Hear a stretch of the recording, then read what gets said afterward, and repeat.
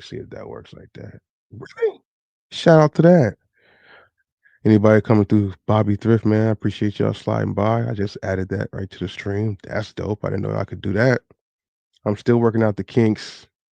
My camera feels like it's moving slightly laggy, I guess. I don't know exactly why, because I think the first stream it didn't do that.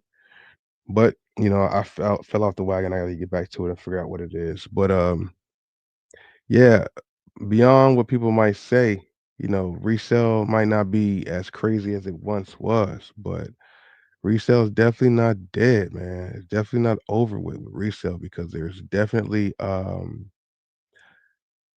I mean, I've had some things moving still. January, it wasn't a December month, but it was still a cool month. Like you would think that nobody was grabbing anything, but they were, on my Alias account, my Macari. Now on Macari, I just lowballed everything. I just dumped all the prices down on my Macari because I'm trying to just get rid of stuff. And the way everything else is situated for me right now, it's a blessing. So I'm able to just let this stuff go for the low to get it out of here. So I've been dropping things down like tremendously low over there. So people have been getting a lot of deals on my Macari page. Shout out to that. Um, yeah, just because like I'm over it in a sense. The yeah, I'm not really feeling that like that. So I'm just trying to get rid of some of the extra stuff that I got around here, for one, and then for two, um, like I said, on like Alias, I'm not, people are still trickling in and getting what they like. Like I just grabbed these if you guys have watched the videos on my main channel, I think I put the video out already. But yeah, I went to where'd I go to? I went to Foot Locker and came up or no, JD Sports. I went to JD Sports and came up on Charles was good, man. I appreciate you, man. Thanks for stopping by. Uh yeah, I went to where'd I go to? I went to JD Sports and JD Sports has a lot of good markdowns right now. Um it's weird, but underneath some boxes. I don't need to show y'all. The Jordan 7 Cardinals I came across for like 90 bucks, but I had a coupon and got them for like 80, I think. Found a 10 and a half there and they just sold for like 165. I'm not tripping off that. That's a cool little profit. That's a cool little flip. I'm not mad at that. I was gonna hold them for a giveaway purpose, but we'll get to that later once I get more traction up, maybe in February or something like that. But yeah, speaking of giveaways, I did announce the giveaway winners for my videos in the video that I dropped today on my main channel for pretty much just all the Funkos, the Iverson, the Shaq, the Larry Bird, and the Jordan Funko. Over 2 videos, I did giveaways based on people liking and commenting. Didn't reach my like goals, but I guess I just gotta leave that alone. And I'm not gonna do that. But yeah, didn't get the likes that I wanted on there, but nonetheless, people still participated and watched. So I'm in the mode of just getting everything off and out of here. So regardless, I'm gonna say my goal. If people don't do it, I don't want to say that either. But yeah, if I don't get it, whatever, I'm gonna still do what I gotta do because I want to get this off to you guys and show um the support for the people who do it, regardless if I don't reach 200 likes, which is just insane. If you have 1,000 views, you don't get 200 likes. If you got 2,000 views, you don't get 2,000 likes. It just don't make no fucking sense. And I feel like that's just like I'm not gonna say it's a me thing. I think it's a hater thing. That's what I'm gonna point it at. Cause watching, I hit the like button. You don't like me? I don't get it. Whenever I watch something and like it, I hit the like button, whether I'm watching on TV, on my phone, or device. If you don't hit the like button, then that's like a slight. That's like a I'm gonna take that personally, but at the same time, not take it personally because it's just YouTube. But it's very odd. And once again, like I said, that's also why you have to put your eggs in other baskets and do a lot of other things because of things working out better for me on other platforms. I'm not really tripping off what happens here. You know what I mean? Before at one point, it was like YouTube was like the only platform I was really posting content on. Instagram, and then Instagram Reels took off for me. So I was like, okay, cool. I'm gonna run with that. And then now, we got the watch app that's out there, and it's not making me miss anything. I've said this before. So yeah, how many channels do I have, man? I know. Yeah, the trials and tribulation of me and YouTube. I have 5 channels technically. Bosco Mitchell, Bobby Thrift, which is for reselling, Bosco 2.0, which is sneaker updates, which I haven't touched in a minute. Um, Bosco Live Therapy, which I'm streaming on right now, and then I have my Clips channel also. Um, but yeah, yeah, trying to get to it, man. At one point, I ain't gonna go down that whole route. It's been an interesting ride here with the YouTube, man. And like I'm telling you, when you are I'm not at one point I was like, oh man, I need to go ahead and get back. I need to get back. I need to get back. But I realized, man, I don't really need to, especially January is a slow month. I don't know who you guys follow and who you guys watch, but the money is so low. A lot of content creators, what I noticed, you gotta watch patterns too on YouTube, which is so funny how these patterns just go and switch up. Nobody at one point they were pushing shorts, shorts, shorts, and then people started uploading shorts, and realizing there was no money in shorts, and that it kind of hurts your algorithm on shorts. You drop a couple shorts, the numbers are super low. You drop a regular video, you don't get pushed out as much. At least that's what happens with me. I see other people do it and they don't seem to be affected. I'm just like, how does it affect for one channel and not the next? And I see this across channels that I watch that have hundreds of thousands, millions. They have videos where they get like 50,000 views on a video, and they'll drop some shorts and they might get like 800 views or 2,000 views, which is significantly lower. But then when on the next upload, it's back to 50K. It's like, is it just genre? Is it like, it's hard to understand it. That's why I don't really watch pages for statistic purposes, because this YouTube with the goalpost moving, you'll never be able to catch it. It's always, always, always changing. But I do try to do some of the practices that I see the bigger channels doing, because it works at some scale. You just got to figure out how to crack the code. Everything is a code crack. You know what I'm saying? I was able to crack the code on TikTok. I'm able to crack the code on IG. Reels, they switched it up after you figure out how to do it. So it is what it is. So right now, me and the Watch app is doing our thing, our Thug Deezy. We had like 23,000 subscribers over there, and 26 actually going on over there right now. For me doing some of the same stuff I've been doing here and sweating over trying to hustle and bustle for these views. And it's just light work over there, and I'm cooking. So that's why I don't even really trip. You know what I'm saying? I want to do this more than anything now. Live stream, do my reactions, do my normal regular talk, my therapeutic. That's why it's called Bosco Live Therapy, and not worry about the back end of it, because I got a few other things that I'm doing that helps my back end. So if these guys want to slack up, while they slack up and I get my stuff right, then I okay, that's cool. That's cool. But I was able to get my camera better, my laptop. So I'm ready. You know what I'm saying? I would have been going harder in January on this channel, but I was sick, and then I had a few things before that. So January is just a slow month in content creation in general. So that's why I go on over to now February's coming around. You'll probably see more of your favorite YouTubers that you subscribe to uploading more, because the revenue goes up slightly. But if there's no holidays around, and it's the beginning of the year, quarters is different. People are not really putting in money for ads and stuff like that. So you can do an hour-long video and do a video that's 20 minutes long, and they can make the same, when in other months that won't even be close to happening. You know what I'm saying? Regardless if the views are the same or not, like the money's just different, you know. Um, so just noticing that, seeing those patterns, I try to pay attention to that. I've been subscribed to the channel for a while. I appreciate that, bro. And are you watching from Bobby Thrift or from Bosco Mitchell Hoops or Charles? I think you're watching from Bobby Thrift, if I'm not mistaken. Um, but yeah, no, I definitely appreciate you subscribing.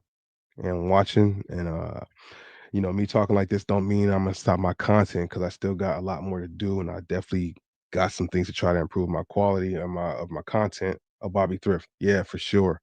Um, that channel chilled out a little bit too because I got tired of going out to Ross's and Marshalls and Burlingtons and stuff like that because it just seemed a little bit, I don't want to say a waste of time, but sometimes it would when it would be slow and you wouldn't find nothing. You had to drive to all these different stores, go through all these different clothes. I got annoyed by doing that to find nothing. I started getting annoyed, and it started being about working smarter, not harder for me. So I start realizing that a lot of the deals that I find better it's better off for me to just find them in the malls. At one point, maybe that wasn't the case because I would tell everybody go to Marshalls and Ross before you go to the mall because you might be able to find 3 or 4 shoes for the price of one at the mall. That's still factual for a lot of the times, but right now it's the stores are trying to knock down prices just like, Marshalls and Ross. You might find some better deals at the stores than Marshall and Ross depending on the shoes, you know? And then the outlets in there too. Outlets for me seemed a little bit whatever because you go through all these shoes to not find nothing really, or you find things but everything's still retail with 20% off, which is a good discount, but from what we were used to, maybe we were spoiled. I was spoiled, you know what I mean?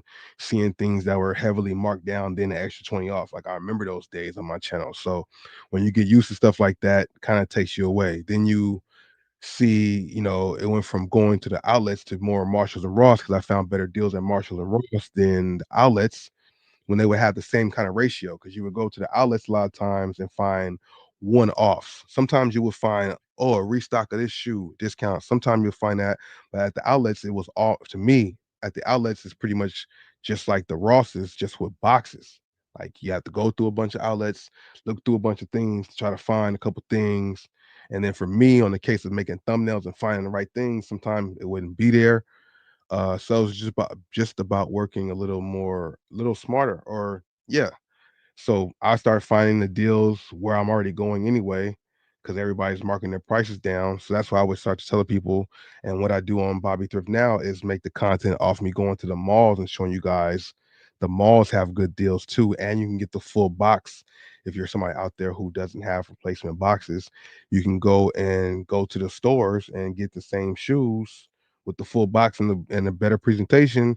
You probably could sell them at more places than just eBay or Mercari. You can now sell them on Alias, or you can sell things on Alias without boxes.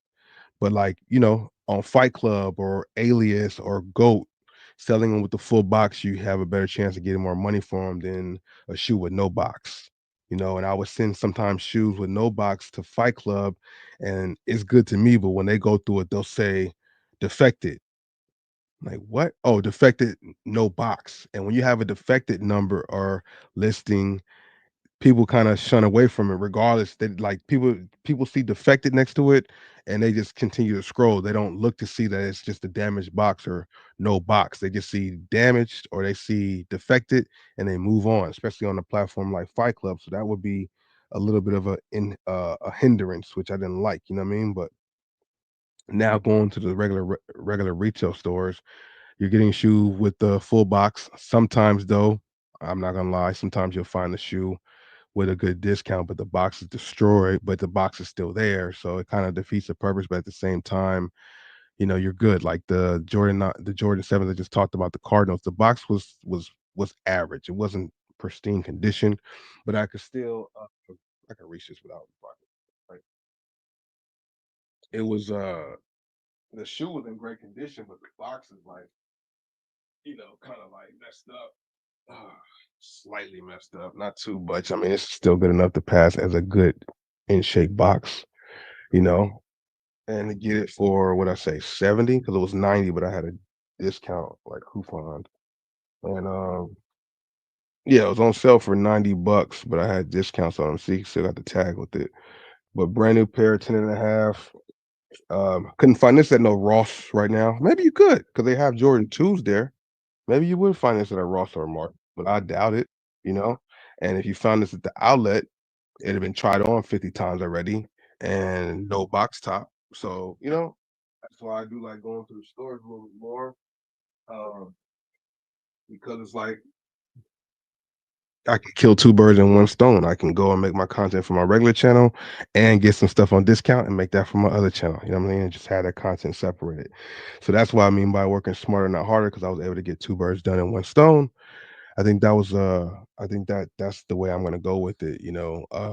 Plus you have all these things going on with that DEI stuff, you know, and people avoiding marshals and stuff because of it. Like, I'm a person of color, and I'm hearing it's not even really like we're the last on the totem pole when it comes to that for the cuts for it, but still, it still comes off as a black minority thing that's not inclusive. And I don't want to deal and support no businesses that have any type of outlook on something that's against people that look like me.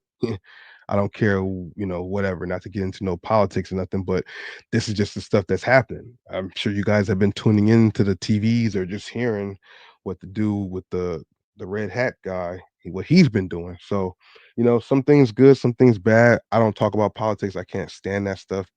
It's just nothing but to devise people, and they're in the same bed. I heard the great analogy I talked about it last time. It's like it's left and right wing, but it's the same bird. Like you just think you have a little choice, but you really don't, man. But yeah, so I'll be sticking to the stores. JD's been knocking down prices crazy. Chic has been knocking down prices crazy. Shoe Palace has been doing that too. So if you guys would like to go to a different route, for those of you guys watching, with my camera unplugged. Eric, what's going on, bro? How you doing? Plugged. Hold on 1 second. What?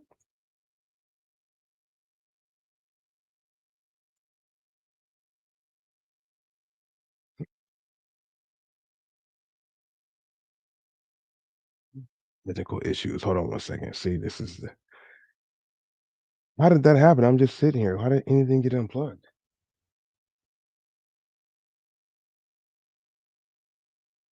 That is weird as hell, bro.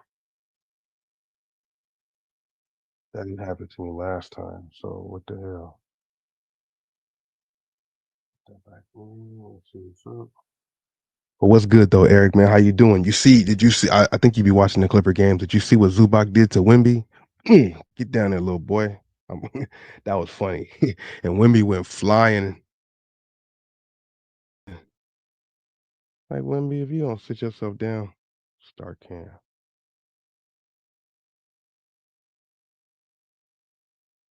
What the fuck is going on here? My bad, y'all. Hold on 1 second. No, no.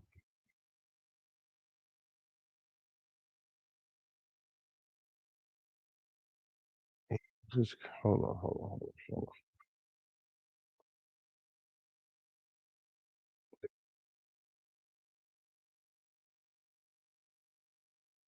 Okay, so yeah, this camera, I love it though. I'm not mad. It's a real technical camera. It's like a 4K AI camera, and I have not played with it enough. I was really going to try and get in my bag with it like a couple days ago. It comes with its own remote. It does the AI face tracking, so it'll follow me around when I'm like talking and stuff like that. It'll move with me. I just haven't really opened it up like that, but randomly it just switched to a different camera angle. Yeah, I don't know. Let me figure this out though. But yeah, we back, we bike, and I'm actually moving more like I was supposed to, I think, right? Or am I still kind of laggy? I don't know. Anyway, um, yeah, almost threw me off. But yeah, Wimby got knocked on his ass. That was pretty dope to see that. Um yeah, I heard Foot Locker is supposed to be closed 300 stores. I heard it was 400. And yeah, that's kind of crazy to see. I'm curious to see if is it my Sherman Oak store? Is it like which stores that I go to is gonna be closing? That's what I'm curious to see. Melrose, probably not. Hollywood, probably not. Sherman Oaks, I mean, the mall, I don't know. Topanga, probably not. Glendale, they just did that, so probably not either. I'm just curious to see what stores that I go to in my rotation. Beverly Center, no, because they're just getting a JD Sports in Beverly Center, so they're not gonna close the Foot Locker down. That'd be, I'm curious what locations out of 400 will be closing. How many in California, Los Angeles area will be closing? That's gonna be interesting to see. I just seen a video on YouTube about more companies closing down. I'm going through that video in a second too. The S&S store, they close down their company or their business, they go file for bankruptcy or something like that, you know what I mean? That's kinda crazy, and I'm glad the refs let it go too. Yep. He looked so funny flying across the little court trying to get up like he had a problem, like, "Boy, if you don't sit yourself down, man, you are too skinny for Zubak, bro. It looks cool, it looks good like you gonna do something, but boy, sit yourself down, boy. What are you doing?" Let me see, hold yeah, I thought that was funny. Yeah, yeah, Zubak. Yep, yeah, let me see that real quick, hold on. Yeah, get this guy out of here, bro. I'm not mad at Wemby, don't think that, but, like, yeah, man, you gotta give some people some moments, you know? I know Ja Morant got him with that poster, but that didn't really count. So some people would say he's mad because he got blocked right there, but I don't think it's because he got blocked. Maybe it is, let's see. Maybe Zubox think he got fouled and the refs didn't call it because 'cause they're obviously in San Antonio, so they're gonna let some things go. I'll play it slow real quick to see if I see a foul. Cause Zubac came right back and checked him, like, I like foul, and then okay, but he got fouled first, and maybe he got fouled on the way up too, so, okay, Zu's, like, talking to the refs. He's like, "Okay, you know what? Watch this. Boom, bye, Wemby. Into the stands." And he wanna stand up like he about to go do something. Your little lanky, skinny self would get flung again.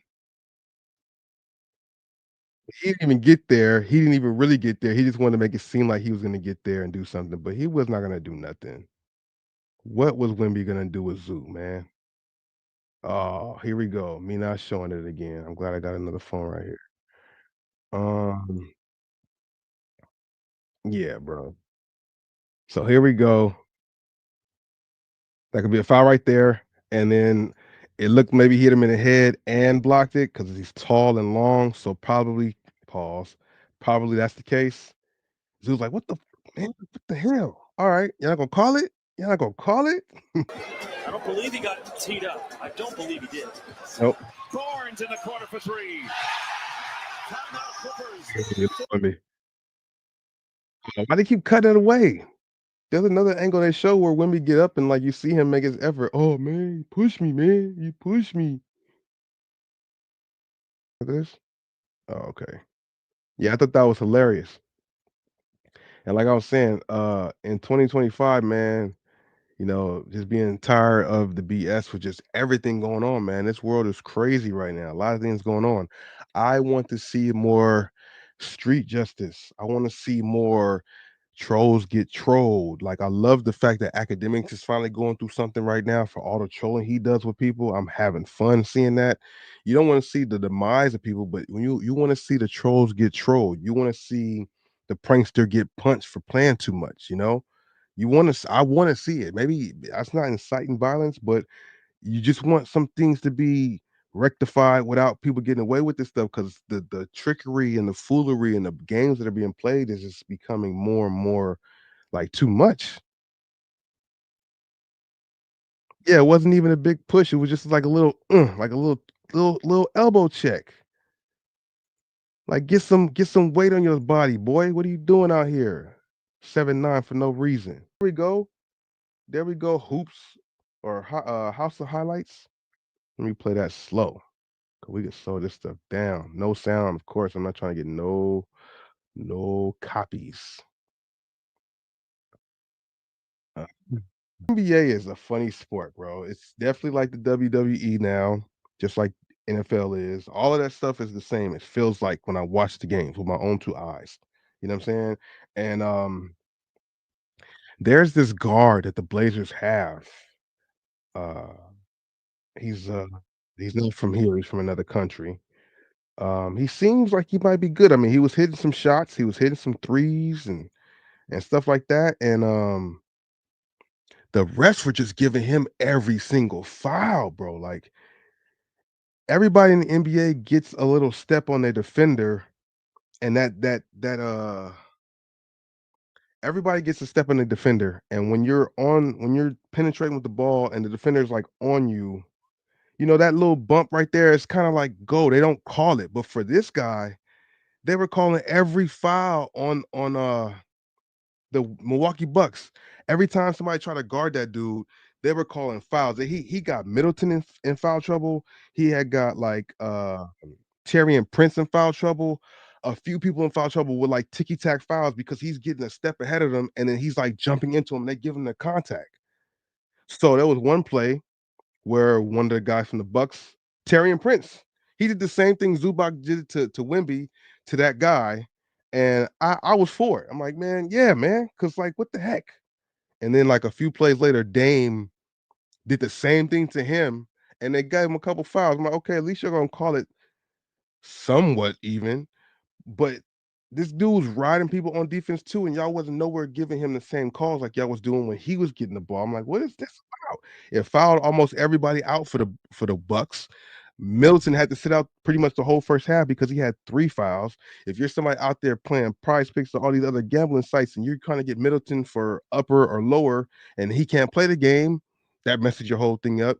Like, it gets annoying when you see some of these things happen, so it's good to see the little street justice. So, oh, y'all want to cheat for this guy? You want to let him get all these calls and not give us our calls? So when he go to the lane, I'm a, and then he went flying just like Wimby did, and it's like, yeah, at least let us see that to see that somebody's standing up for themselves. Like tired of this stuff just being just letting go, man. Like nah, nah.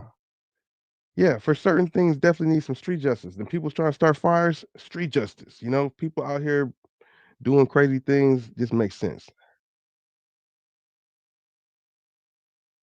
You heard Jokic say that I mean, you heard Perkins say that Jokic is the top 5 center of all time.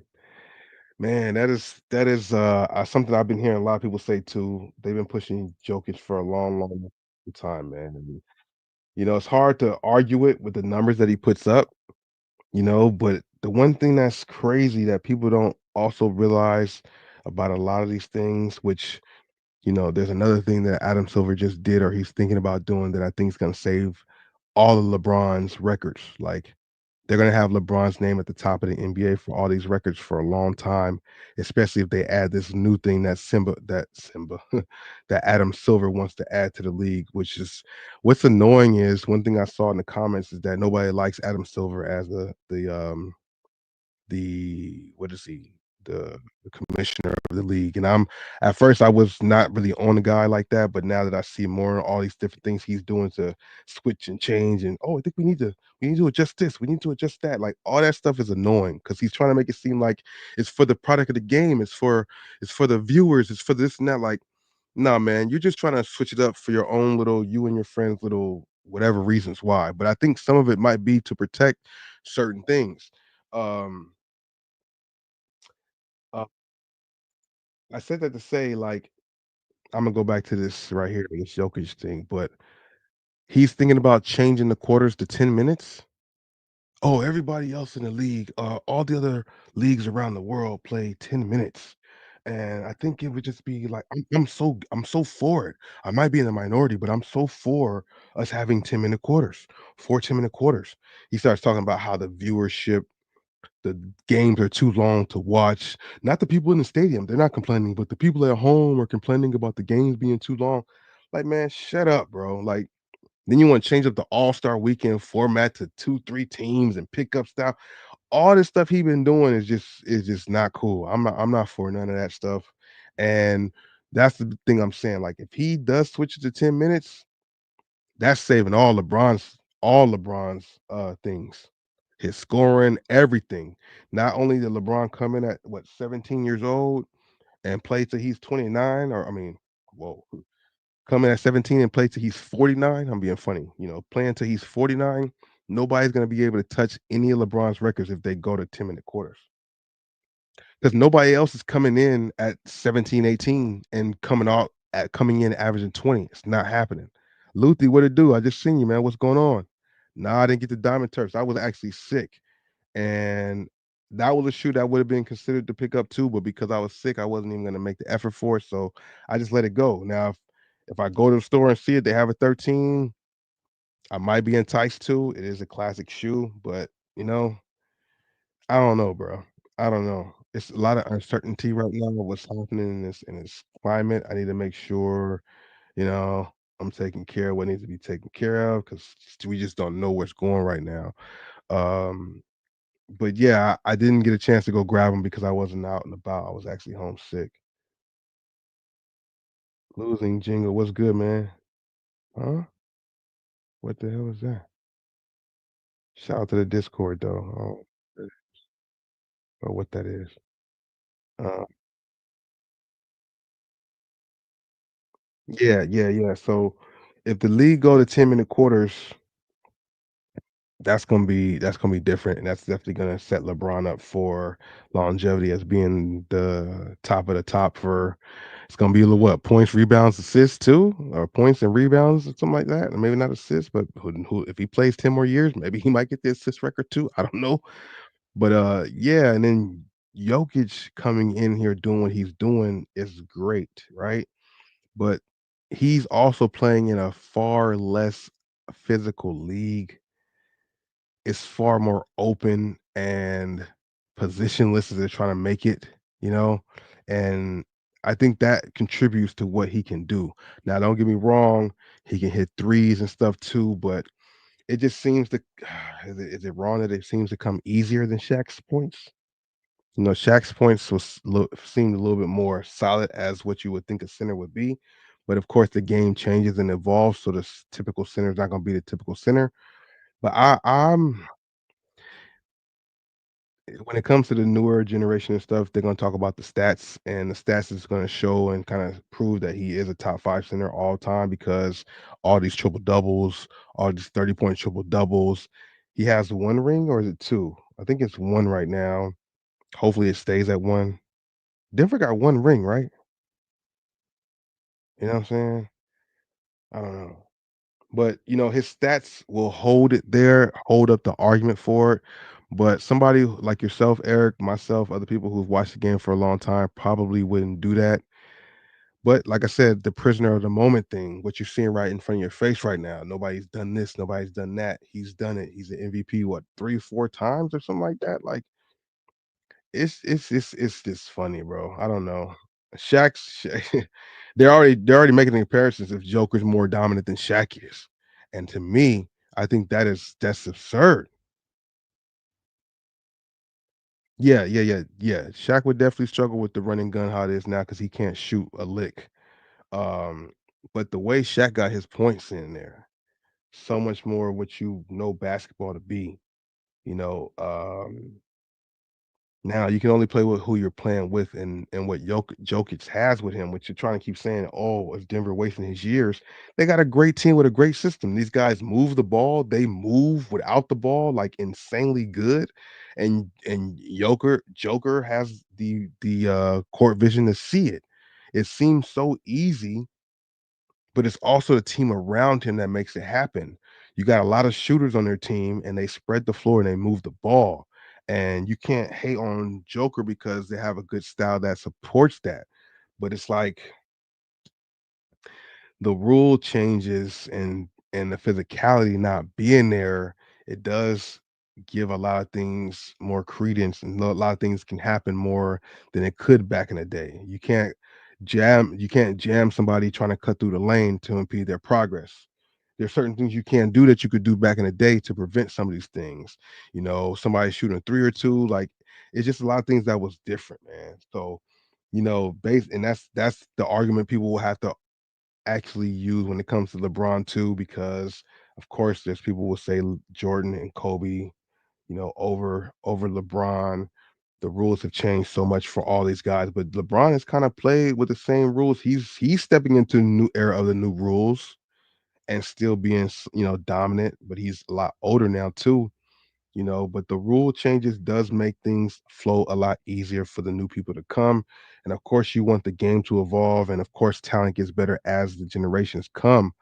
But like some of this stuff seems like it's like, what are y'all doing? Y'all just really trying to, you know, so for Adam Silver to go in 10-minute quarters, I'm like, okay, but like y'all really trying to keep LeBron there because I mean nobody else is close to catching LeBron on a lot of those things because he started. It's not about one thing people have to realize when it comes to LeBron. Yeah, he's playing a long time, but he did it a lot younger than everybody else. It's when you get in and start your recklessness and start your takeover. If you getting in and Jokic, how many years does he honestly have left? He's a big dude. And how many years is he gonna be able to do his thing? Does he take care of himself like that to stay around 10, 15 years doing his thing? I mean, he can post people up and stuff, but that post up game is not really needed in the NBA now. So he's out in the perimeter shooting threes. So he might be able to have some longevity, barring any crazy injury. But I don't, I would still pick Shaq over him, you know, uh, just because I mean it depends on the era too. Because if Shaq in this era looks weird because of the clogging of the paint. Shaq can't shoot outside of right around the rim. So, there's a lot of elements that point to Joker, but the eye test and what I'm seeing, I just like what I see Shaq doing more. I like what Hakeem did more. It wasn't as long, but I like what Hakeem did more. Hakeem is one of my favorite centers of all time, and of course, you can never forget about Kareem Abdul-Jabbar, and then of course Tim Duncan. It's like so many guys that I would hold over Joker. So if they say in top five, he would have to be number five, if anything. You know what I'm saying? Yeah, if they do win another championship, um he would definitely be considered one of the best centers of all time, if not the best, because a lot of people are trying to say he's there now. It's for me, it's like the Patrick Mahomes argument. They gonna say he better than Brady. They kind of trying to say that now. I've seen a lot of interviews and reporters talking about, you know, he's doing something Brady hasn't even done. He has a chance to be a 3P. Yeah. But it's like, damn. The way that the game is, things have changed so much to make things different now. Don't get me wrong, I know Tom got away with a lot of trickery in the New England days, so we cannot forget that. A lot of trickery going on. Just like I see a lot of trickery going on for the Kansas City Chiefs too. We're not gonna it's not I seen in ESPN analysis, other people talk about it. Like the thing I see with that's why I don't really watch the Chiefs either, because these guys be getting breaks that you just can't imagine. They be on 3rd and 9, and they about to be down, like, they about to be not getting a 3rd down, and after the play's done, flag, oh, boom, give him another try, and then he goes and does some heroic shit, and it's like, "Oh my god, Patrick's the best." But y'all, they be giving him a little chances, man, so it's like, it's hard to fight what you see or the stats what you see, because if he wins 3 in a row, I don't think Tom did that. So that right there is gonna step him over Tom for a lot of people.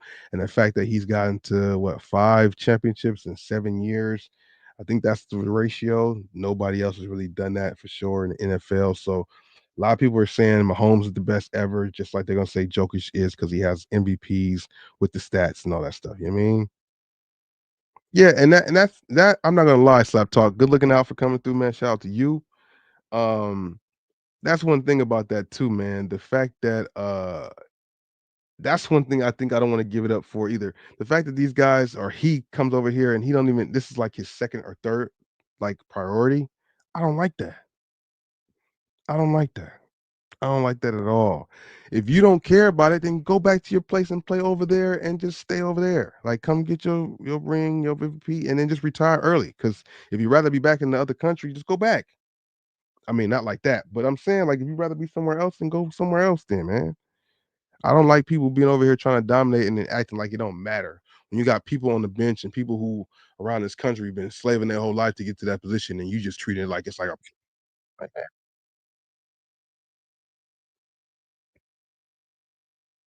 Yeah, the MVPs though is what really stands out and why people would even put him in that conversation. 60, man. Kansas City Chiefs. Yeah, way more fun playing with his national team, and I can understand that part because that's like his comrades, his boy from his hometown, and you make the more money coming to the States, so you come to the States and use them to make the money. I get it, and then, but yeah, I just don't like the fact that you got people like Westbrook who go at it hard, you know what I mean? And I heard them talking about that on Gil's Arena too, which is crazy because for so long they made a big deal about people getting close to Oscar Robinson with the triple doubles. Then we find Westbrook who averages triple doubles. They say he's doing too much and he's stat padding, but then they kind of skip over him and just go right to Jokic and praise it back again. Triple double, 30-point triple double, triple doubles. And it's like, oh, back to being a good thing that you can get triple doubles. But when Westbrook was doing it, they were saying like a lot of people were trying to say he's padding stats, he's doing too much to try to get his average.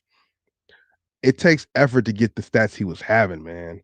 So that's the one positive thing for me if Denver wins the championship is the fact that Russell can get one. If Denver ended up in the finals, I would only want them to win for Westbrook. That would be it. You know what I mean?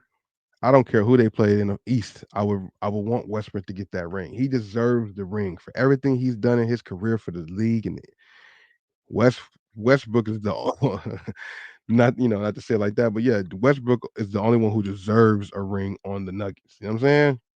And the fact that they took him after everybody else did him wrong and then inserted him in the starting lineup and they went on like a 14-2 win streak or something like that just shows you Westbrook has never been done and other teams, the Lakers included, Clippers, should not have let him go. But I really thought the Clippers was gonna do right by Russ and keep him another year, but contracts and Brett West realized he could get more, even though it wasn't too much more he went for, and then Paul George dipped out.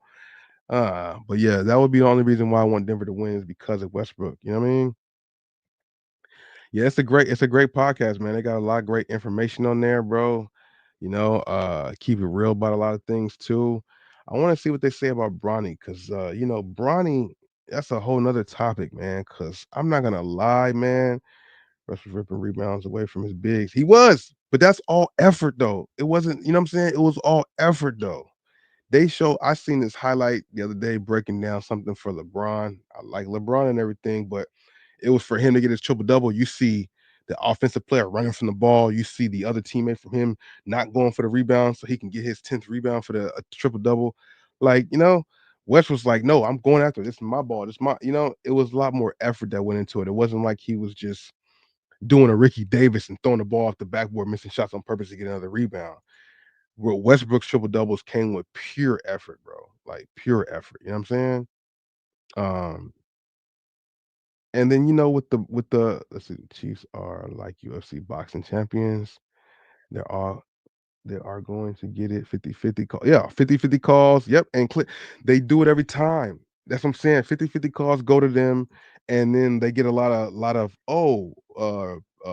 they get a lot of penalties that just saves their lives, bro. And it's just so crazy how that happens every time. Every time you think the Chiefs are gonna lose, nope. You bet it's almost crazy to bet against them. They're always gonna find a way to win the games, man.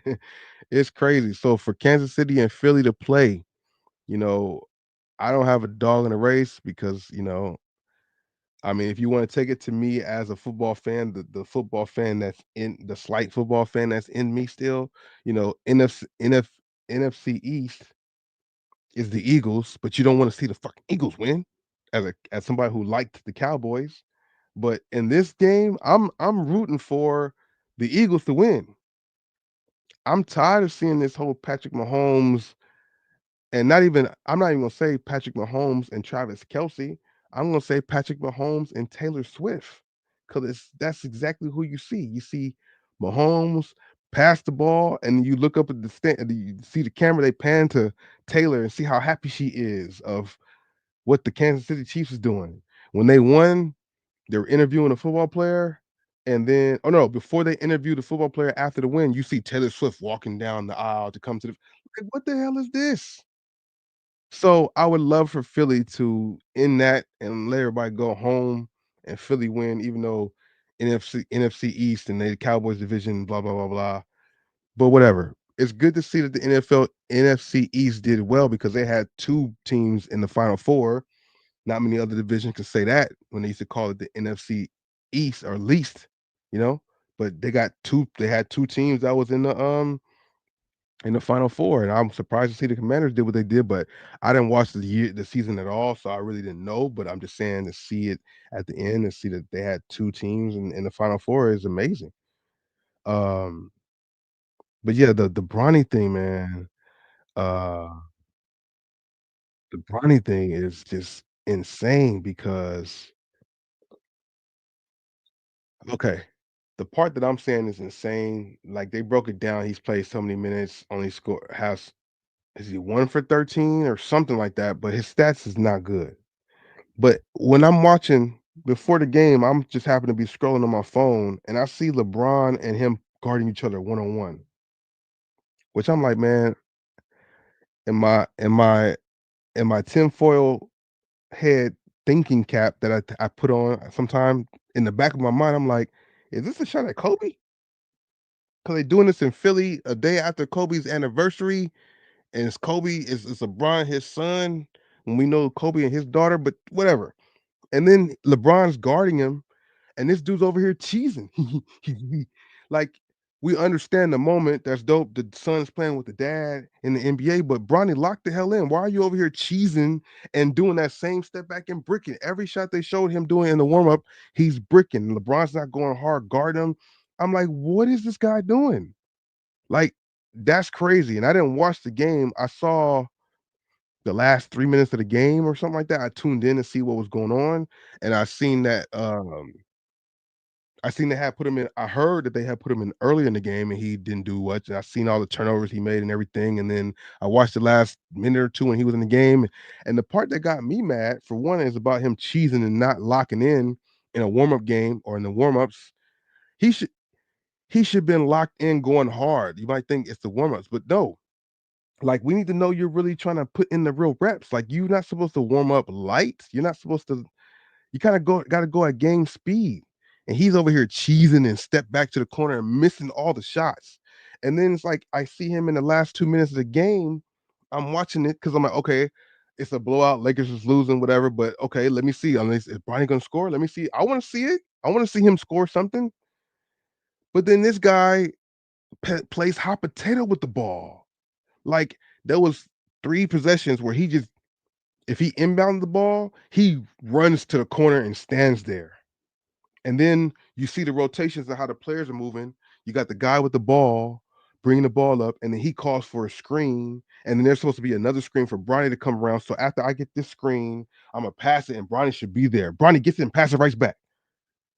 Or Bronny brings up the ball, he gets the screen and passes it right away. He gets it back, passes like he gets like, what are you so scared about? And then he goes and takes a last minute, a last second step back at the end of the game. Man, I was, I like the story. I see what Stephen A was saying. It's it's nah, bro. I don't want to see that no more. I don't want to see it no more. It's looking bad for Bronny. It's looking bad just on the NBA. It's looking bad for LeBron too. Because it's like, bro, like, what are you doing? And that's what I'm saying. The main thing is LeBron. Forget this, bro.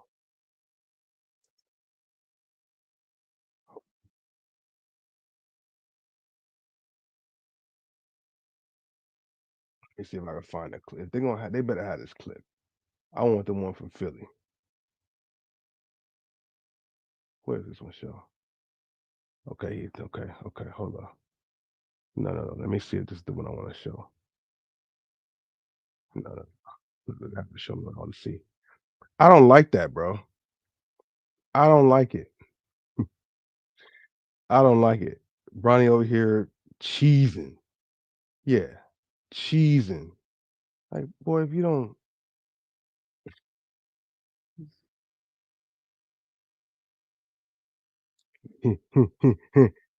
brick. Yeah, go again. Just fumble the ball. Brick. Like, come on, bro. This is all for the images. Obviously, everybody want to get the images. That's why LeBron third time just put his hand up because it's like, yeah, like, what are you doing? Is he telling him lock your ass in? What are you doing? Tune all this stuff out and lock in? Like, what did he tell him? Because he's over here cheesing and not taking it seriously. And then they talk about it too, which at one point I had two different feelings on this. I was saying, because people were talking about he's holding up roster spots for people who dedicate their life and put their time into this, and he just gets a placement here and doesn't really do nothing. You know, I understand. I understood it, but I'm like, man, just easy off, man. He didn't even play a game yet. Let's see what happens because people were saying that off the rip. But then this made late into the season, and then he's doing this. This is his approach in the warm ups. That's not acceptable, bro. That's that's frustrating for players who are going in the G League, putting up numbers and trying to get on a team and a placement and all that stuff. And this guy gets a roster spot and doesn't do nothing with it at all.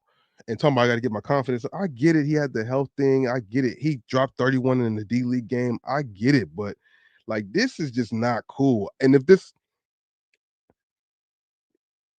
was somebody else and they kid, it would have been a totally different thing. But it is what it is what we get.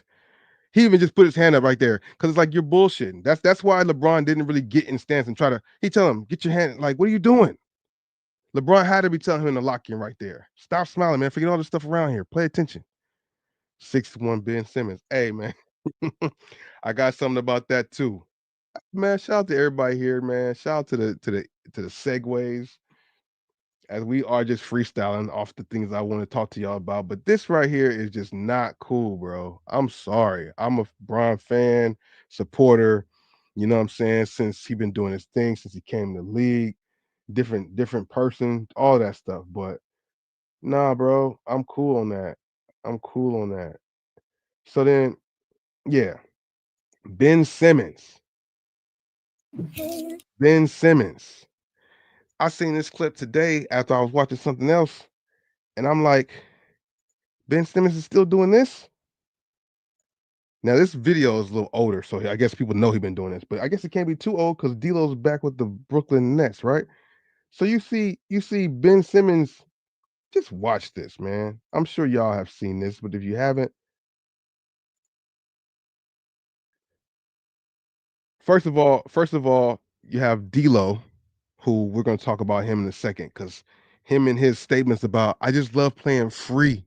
It feels so good to play free basketball.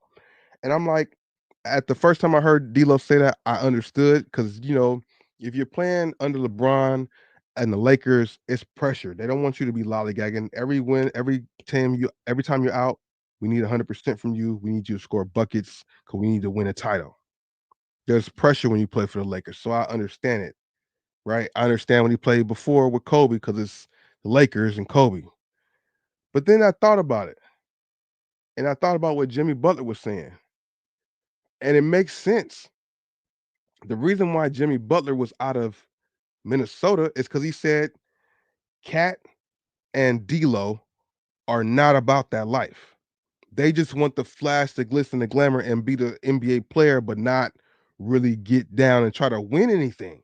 They just want to be free flowing and playing, which that's not bad. That's not a bad thing, but that's what separates the dogs from the cats in the league. No pun intended. Cat, Carl Anthony Towns.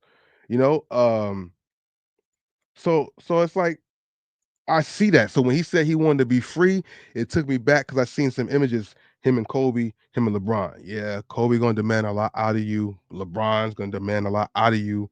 So you didn't want that life. You're not about that life. You just want to go play for Brooklyn where the games don't matter and you could just be D'Lo being creative, which is good, but like, why are you gonna waste the talent?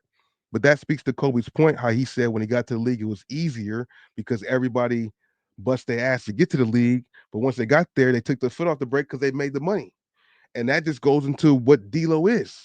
So D'Lo is on one too, but Ben Simmons, first of all, the big man, he screams for D'Lo and then rolls to the basket. Even wasn't a hard roll, but he still rolled to the point where he got the ball, passes to Ben Simmons, and Ben Simmons tricks off. Send two to the ball. You don't even guard him because he's not even going to look for the score. Like, what are you out there on the floor for? I was trying to give Ben Simmons a break too.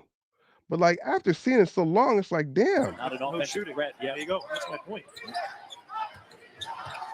Like, why doesn't he roll there? He's acting like he's caught up in it.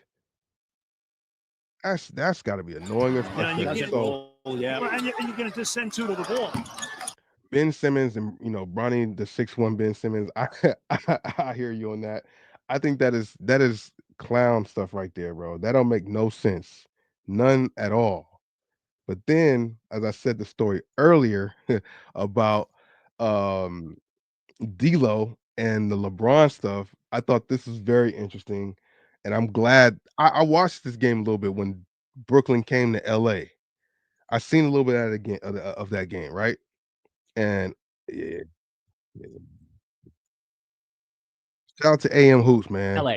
And LeBron James was noticeably hyped, defending D'Lo like it was Game 7 of the NBA Finals. We haven't seen Braun in a stance like this in 10 plus years. Had a dunk of the year over D'Lo, and when they collided, Russell fell. Braun acts like he didn't see a thing. They were teammates 3 weeks ago. Why is LeBron so cold? But then a 1-point game at the end. D'Lo could get his revenge with a triple.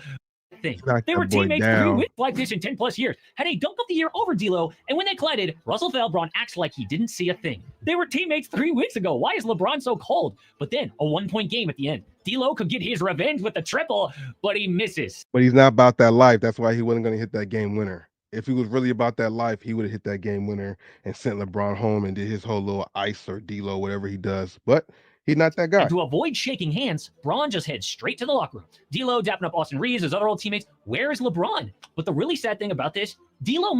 I noticed that. I'm like, damn, Braun just went straight out. He wasn't trying to say bye to nobody. I feel it though. D'Lo dapping up Austin Reeves, his other old teammates. Where is LeBron? But the really sad thing about this, D'Lo might be the biggest LeBron fan in the entire NBA. Do you remember how he did say, well, he might say it here. He did say, I'm playing for the best, my favorite two players growing up, AD and LeBron. That's why I thought that would have worked out for them. I liked D'Lo's game. He's a great player. He's very crafty. He can hit big shots, at least sometimes, I guess. But I thought D'Lo would have been a perfect fit for them. I was really riding for the Lakers to hold on to D'Lo.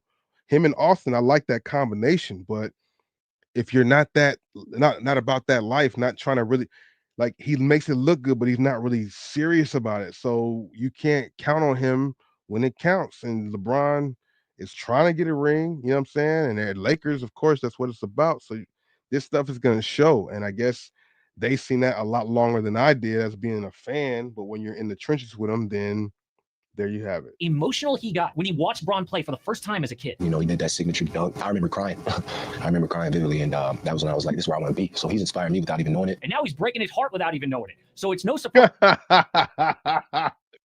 Yeah. A few games later, after playing great, D'Lo threw a little shade on LeBron and the Lakers. Dude, I'll never take being able to play free basketball like this for granted again.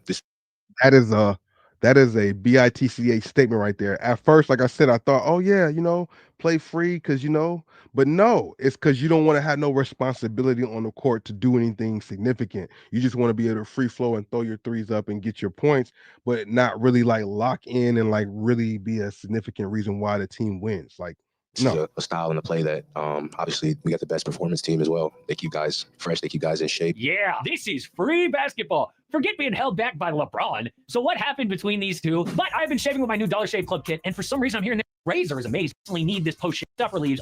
Dollar Shave Club, try it free.com/. Another alpha, Kobe Bryant, but 2 years later got dealt to Brooklyn 15. Russell had to play with another alpha, Kobe.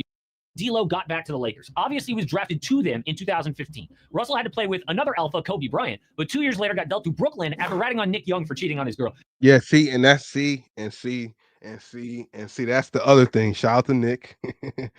That's the other thing, boy. That on top of your not being that guy on the court is not cool. You did this and messed that boy's situation up, man. He had a good thing with Iggy and his baby mama still. He was coasting.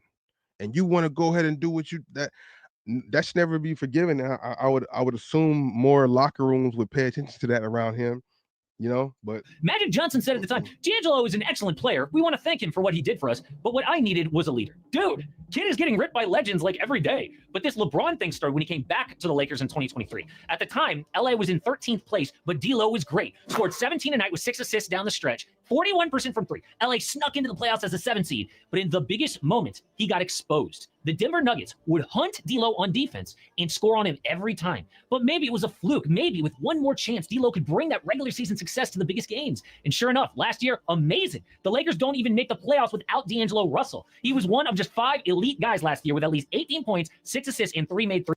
D'Lo's nice. It's just unfortunate that it's just for show. It's like that's the thing. They say guys are talented. Some of these guys in the NBA are like, believe it or not, some of them are just have raw talent. Like they're just good by nature without even having to really, really work on their skills. They're just really good. And that's more than enough people in the league that are like that. And when they get to the league, they just do the bare minimum, like bare minimum boys, what Joe was saying. The bare minimum boys, they do just enough to continue to be as good as they are, but they don't want to do stuff to get them over the hump. And it's like unfortunate, man. That's from the sideline, it just don't look good, bro. Yeah, you got your millions upon millions. So at the end of the day, when anybody criticizes them, well, I got money, man, I got money.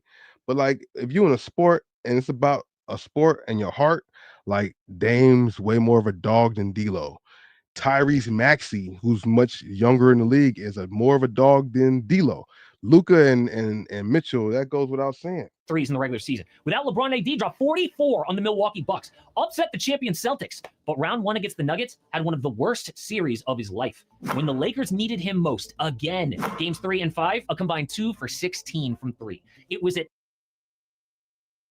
that point that I think LeBron was done with D'Angelo Russell. Yeah, like this little nigga, man. Let's get this guy to Because out he of here. doesn't care how cool you are off the court or in the locker room, or how much fans love you. Like, remember in Cleveland when they traded for Isaiah Thomas, but he was washed? Right before the trade deadline, LeBron had a big game winner in overtime, straight ignored little IT in the celebration. It was gold, but it was a message to the front office. Get this guy off my Oh, I didn't. Okay.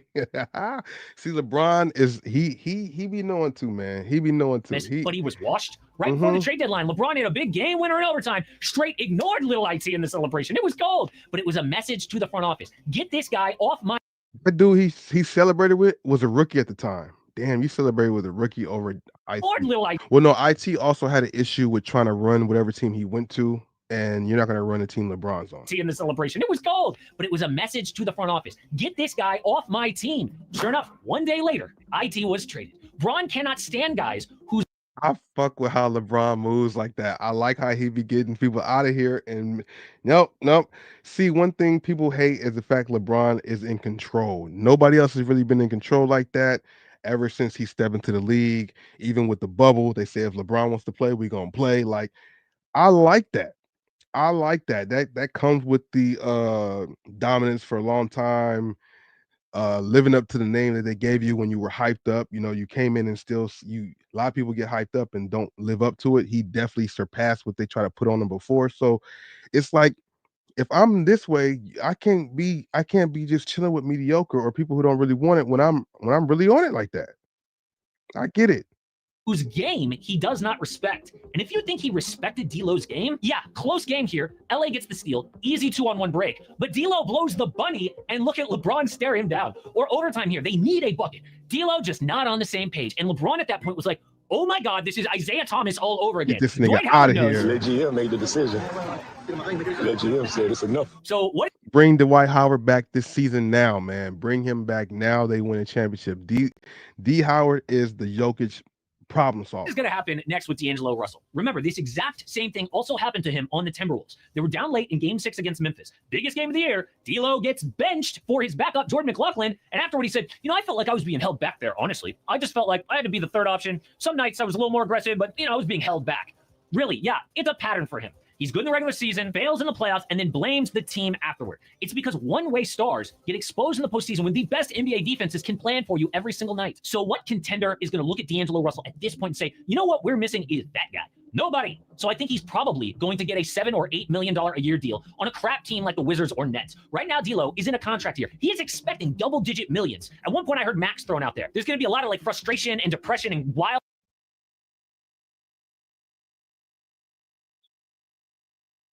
Cat's name is Max. I thought he was talking about my cat. Like, not Max salary.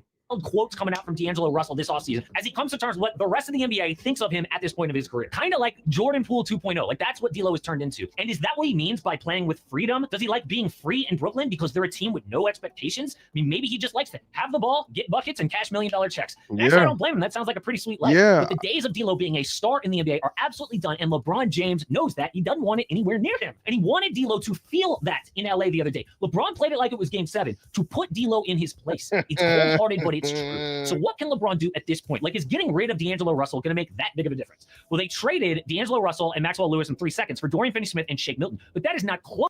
That was actually a good pickup. Now, Dorian Finney-Smith, yeah, but this Shake Middleton dude, I was watching a little bit of the game. Was it the Philly game? He came in and just had a horrible time. Like, who is this guy? Close to enough. They need a huge swing. But are the Lakers going to do that? Because for 3 straight trade windows, Rob Pelinka has done nothing. 23 offseason, 24 deadline, 24 offseason. And LeBron is losing patience. Like every year, he throws some passive aggressive fit about making a trade. Remember last year, he showed up to a Knicks game wearing Knicks colors and did the postgame with a Knicks towel over his shoulders. Like, oh, I might join the Knicks if you guys aren't careful. And this year, he's already doing it again. You know, that's just how our team's constructed. We don't have room for error. That is how our team's constructed. We have to play close to perfect basketball. Yeah, we get the message, LeBron. He's basically telling the front office, get me help right now. And what do they need? They need wing defense, ball handling, and a Jimmy Butler, Jimmy Butler, Jimmy Butler. I don't care about what they're saying about Jimmy with all this other stuff. When Jimmy's done with a place, he's gonna do that. But when he wants to be somewhere, he's gonna be Jimmy Butler. Jimmy Butler would be a great fit, but just don't get rid of Finland Smith and the other big, and don't get rid of Austin. And they might have to get rid of Rui, but damn, don't get rid of Rui either. But maybe get rid of Rui so that way, you know, you guys got Vanderbilt there. I mean, but I would think Butler would be a good fit, maybe. Maybe. I don't know. center. But very few people think that they are going to mortgage their future to help this average basketball team. And I know it sounds crazy, and everybody loves Steph Curry for saying not to mortgage the future. But why not? Like, what is the point of having LeBron James? They're just going to roll out a mediocre team and guarantee a loss? Well, at that point, you might as well just trade LeBron, right? And AD and get this rebuild started quicker. But they would never do that. So go all in. The worst thing they could do is nothing, because you're not going to rebuild by trading LeBron and AD. And you're not going to go all in to get them help. You're just wasting years. So I can see why LeBron is very upset right now. But it sucks for D'Lo that he took it out all on him. D'Lo did it to himself. Hey, don't be trying. No, D'Lo did it to himself, man. D'Lo did it to himself. He don't want to be. He don't want to be that dog. He just wants to be floating around, shooting threes, and looking cool on the court. Which, you know, whatever. But nah, I'm not with that, man. That's not the business. That is not the business. You know what I'm saying? I'm not feeling that. I just think that was a whole funny little situation right there. We shall see how it plays out because there's still more games to be played. Of course, All-Star weekend's around the corner, and trade deadlines are around the corner as well too. So we shall see how that plays out. You know, Jimmy Butler, man. The thing with him in Miami, I think that's just like I said. When Jimmy's done with the spot, he sees that Pat Riley's not gonna pay him because Pat Riley don't pay you for what you did. He only pays you for what you can do, and Pat feels like it's done for him. So you know, I guess he's out of there. But some people think that they don't some people are saying they don't want Jimmy Butler or think they don't want Jimmy Butler on their team because they feel like Jimmy Butler would do what he's doing in Miami. But if he's playing for a team he wants to play for, that's not gonna happen. It's like if he goes to the Suns like he looks like he wants to go to the Suns, it's not gonna happen there. He gonna be ready to ball out, play with KD and Book, and they might have to get Bill out of there because I think Bill would have to be the piece that has to go if he went there. You know what I'm saying? You know what I'm saying? D-Lo and JP give me too cool for school vibes. Who's JP? Who's JP? JP. Let me know. I can't think of who JP is. JP. Damn. Why can't I think of who JP is? Now who's JP? I'm drawing a blank. Jordan Poole. Oh yeah. No, definitely. Okay, so I'm gonna be nice. What do you guys think about that whole Lyft driver situation? Anybody seen that? I think that thing is hilariously wild. Like,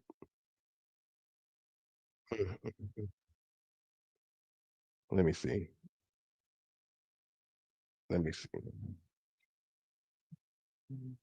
Oh my god, dude. I'm not being mean, but this is some real life stuff, man. Some people need some tough love.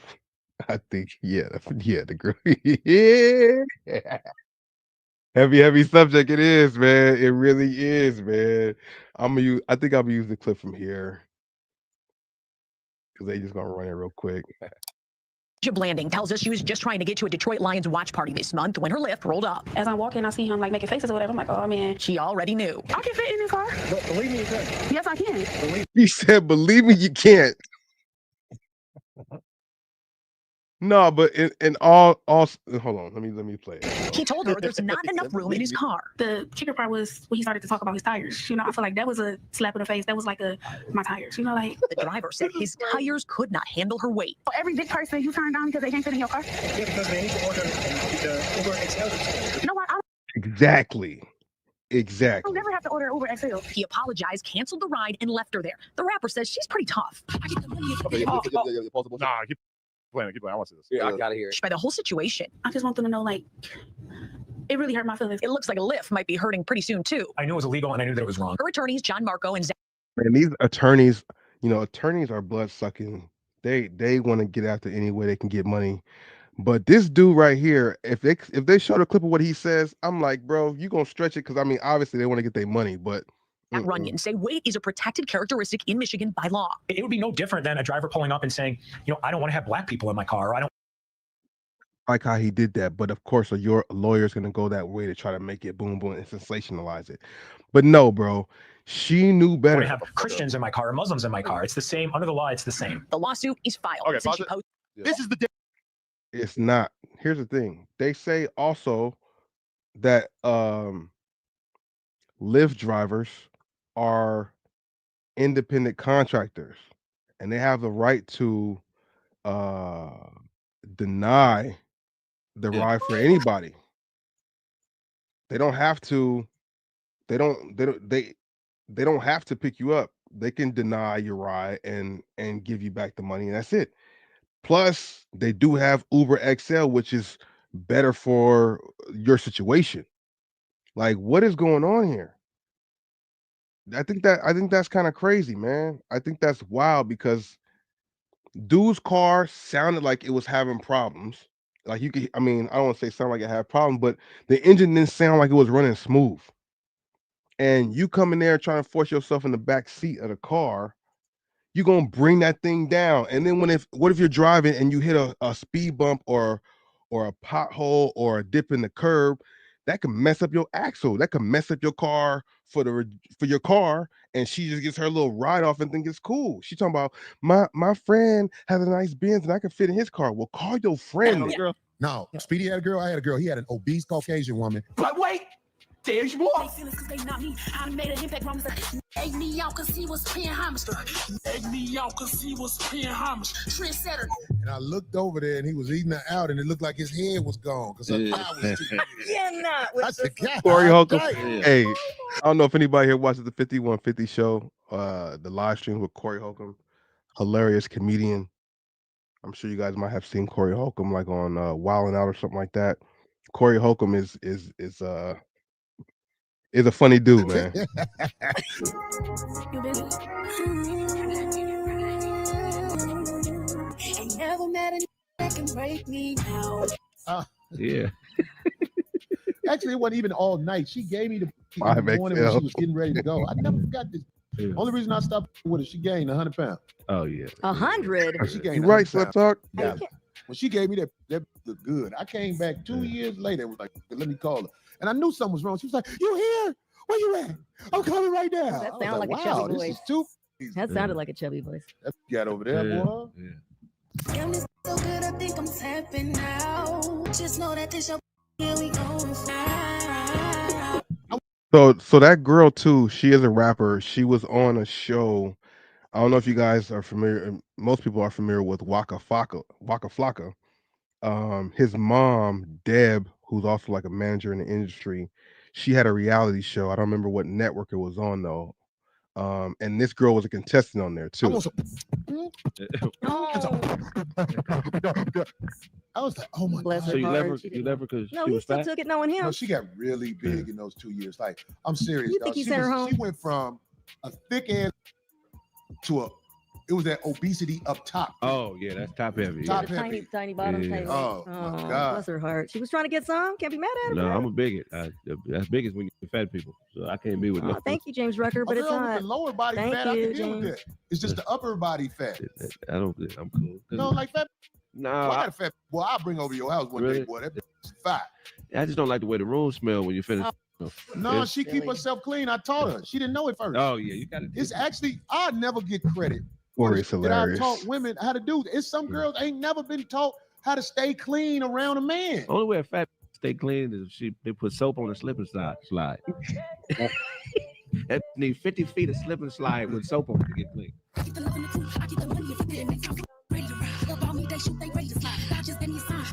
Chip Landing tells us she was just trying to get to a Detroit I'm Lions watch sorry, party this bro. month I'm when sorry, bro. I'm sorry, bro. Like, what are we doing here, dude? What are we doing here? What are we doing here? What are we doing here? Why, bro?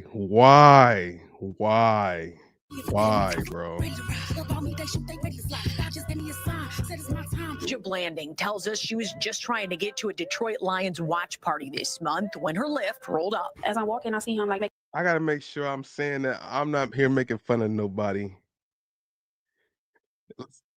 I'm just seeing what I see, what everybody else is seeing and saying. I'm not weight shaming anybody.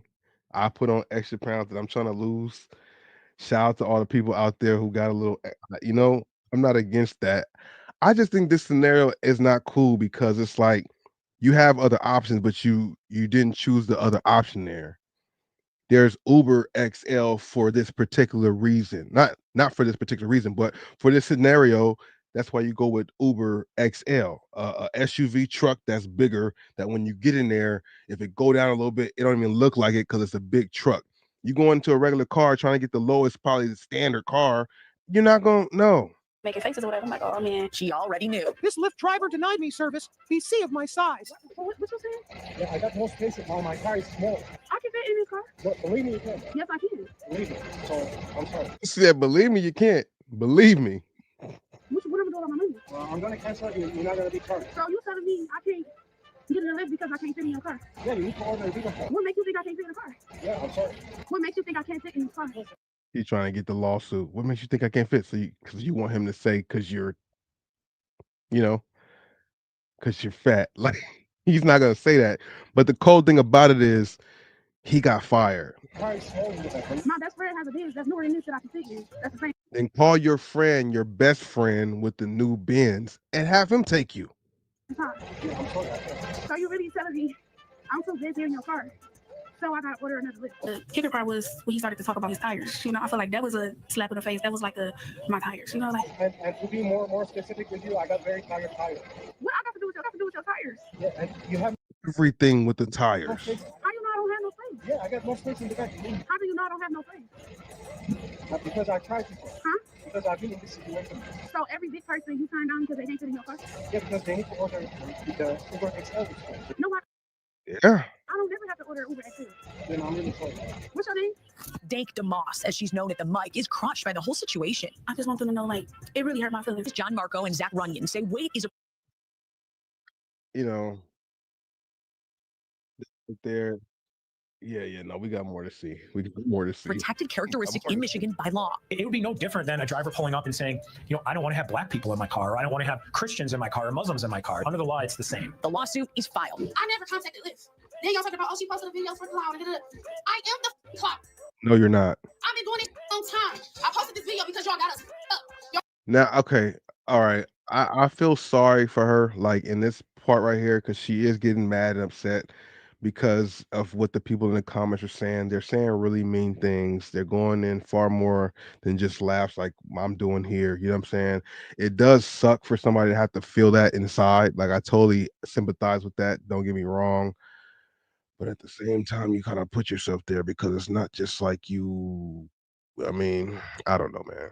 Y'all always trying to put big people in a category. Oh, big people this, or big da-da-da-da, or big this, da-da-da. Stop doing that. Oh, cover up, or da-da-da-da-da. You can't wear that. You big, and da-da-da. You. No. You need to go fuck the treadmill or something, not me. That's saying that I am a big person advocate. Ladies and gentlemen of Flight Passengers, you are now about to hear tales sure to anger high-calorie ladies and modern women alike. As always, we can only guarantee to tell the truth, the whole truth, and nothing but the truth as we see. Oh my It's sometimes God, the truth is a big bro. pill to swallow. See, that's the thing. For me, it comes down to, I'm not gonna lie. For me, it comes down to people idling things like this and making it okay. Like, oh, who cares if she's that big? Like, just, but no, you got to encourage her to not be like that. Like, come on, man. It's not cool to just let yourself go and continue to do that and just now bask in it and be like, yeah, I'm this and I'm gonna be like even the dude, I can't put down the cup. Like, bro, get into the damn. Oh, get it, man. I don't get that. That's annoying. And then we have to like, yeah, it's like victim, and now, you know what I mean? Like, man, bro. But you got to shut up, hold your nose, and take your medicine. So there's nothing left to do but get on up into it. Are you ready? That's not High even. calorie rapper Dake DeVos is in the headlines nowadays because the Lyft driver canceled her. You see, that Lyft driver had a regular sized car, not too big, not too little, and she's not a regular sized person. Hate to say it. She's abnormally large. And when I say abnormal, I mean she's larger than over half the population. So let's just keep it a buck. You wouldn't want to pile her up in your vehicle and take her anywhere, but a lot of these folks sit here on this internet, look at it, and not tell the truth. Because the truth is, I don't want to put all that in my car, but that's his job, and he volunteered to do it. Let's keep it a buck. It's like putting a black bear in a Volkswagen Jetta. Man, check this out. Nobody owes you anything in this world. I'm sorry to break it to you. I don't owe you understanding. I don't owe you accommodation. The dog I don't owe doing. it to you. What I owe you is to do the job that I wanted to do. And if I can't do that job, I have a right to tell you, ma'am, I'm sorry. I just can't complete the task at hand. I haven't charged you, and I'm going to give you a refund. Ride is canceled. No, I can hear all the big fat girls out here, the body positivity, saying that I'm fat shamed. Well, we got to bring shame back one way or the other because it's a damn shame. And it's a shame that this lady thinks that she actually has a right to force her way in this man's car. It's a shame that she had to pull out her video and start recording because that's the first thing she could think of. She couldn't just resolve this in the regular way. He offered her a refund, but she had to get a bigger car. It's a shame that she didn't understand that from the jump. Why didn't she send him a message? See, there's a whole lot of shame going around. And the shame's on everyone except the driver because it's his car, his rules, and his way. And if you don't like that, get your own damn car and drive yourself. It's not no shade on you. I'm sure you're a nice lady. The only for cool, I just seen your message. The only reason why people will feel bad, right? Is because, which is the one part why I don't feel like I can go all the way in, is the fact that some people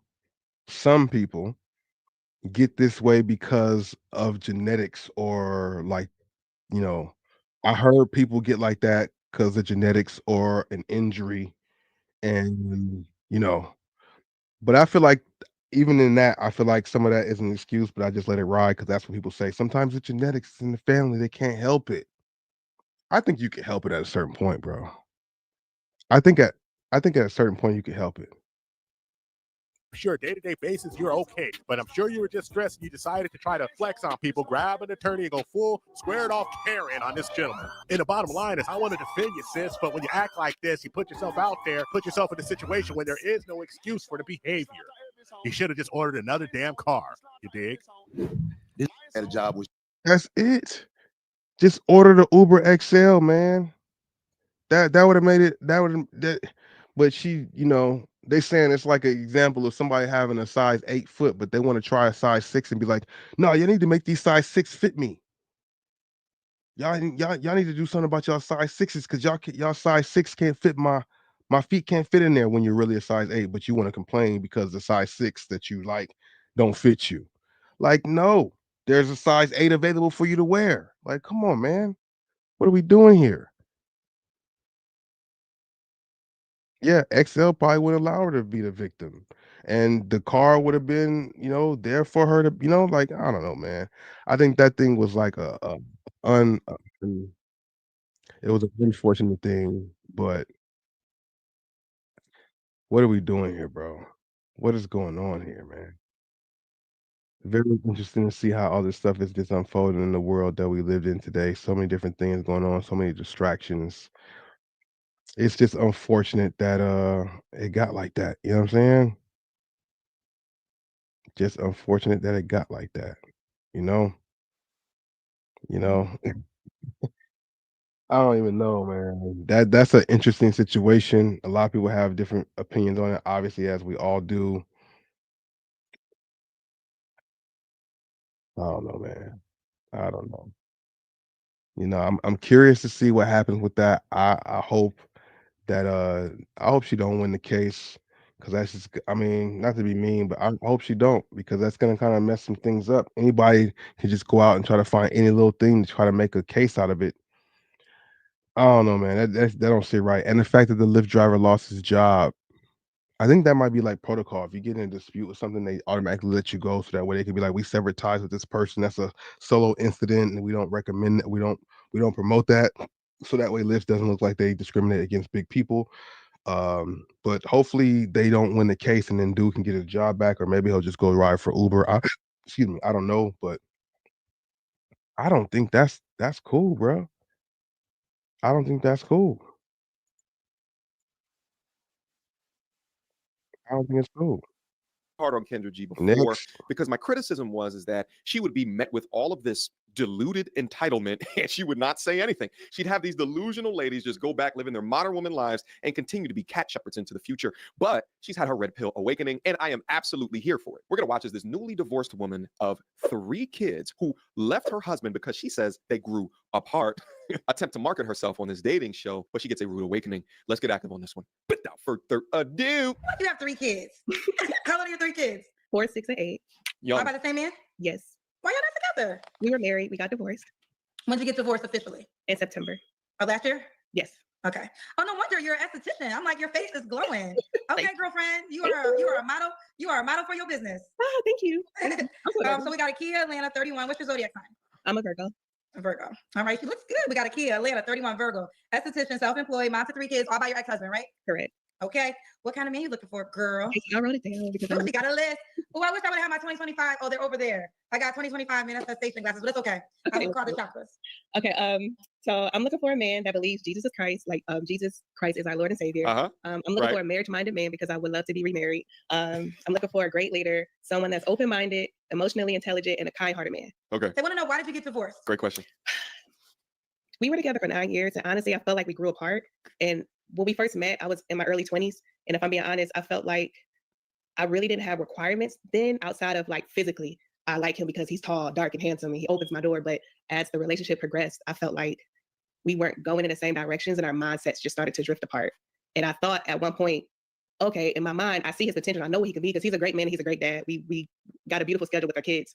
I just thought I was putting too much pressure on him because of who I thought he should have been, instead of just saying, okay, he is who he is. And I don't want to say I didn't like who he was, but I just felt like he wasn't a good fit for me. A couple of things I want you guys to pick up on. First off, you hear that smoke detector beeping in the background. Second thing is I find it so ironic. These women that want God-fearing men that respect the sanctity of marriage. Meanwhile, you divorced him because y'all grew apart. A lot more is going to come out here in a couple of quick seconds, but ensure that you're keeping an eye out on the savage contradictions. So it was your decision for the divorce? Yeah. Of course. Okay.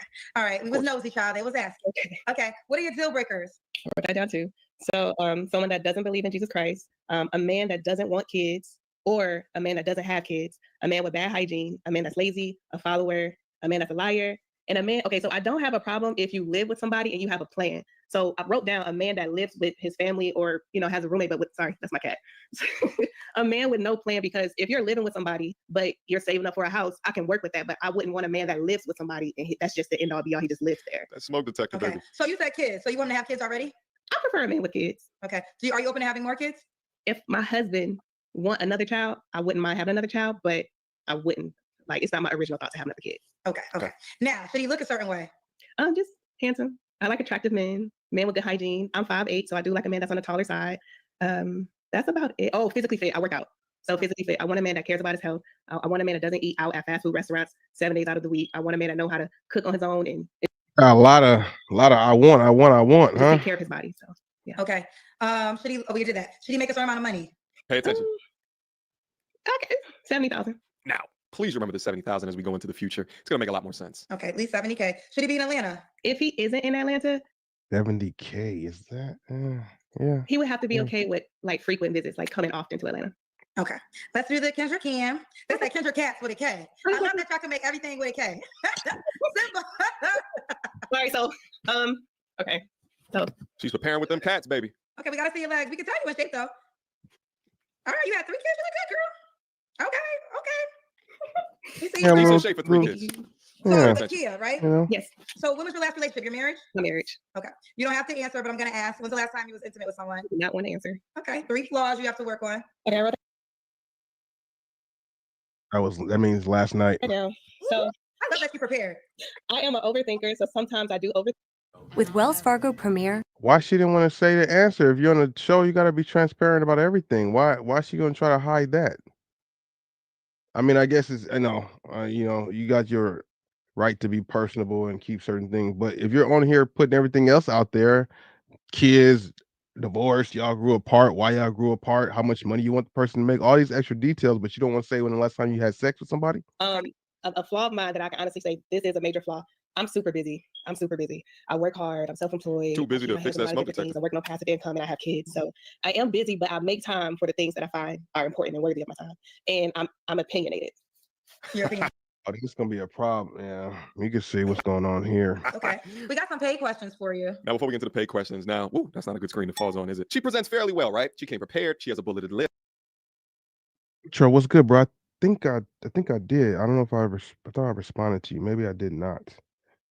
But shout out to you, man. I appreciate you, bro. And I'm definitely gonna yeah, I think I did get your. I thought I reached out to you.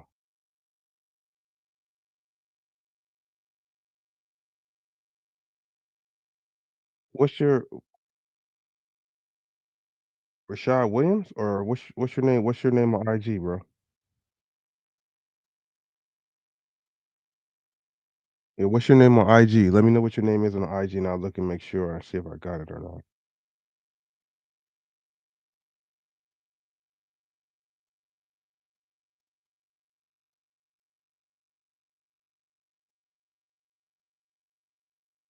Yeah, let me know what your Instagram handle was, and I'll let you know because I did respond to a couple of people.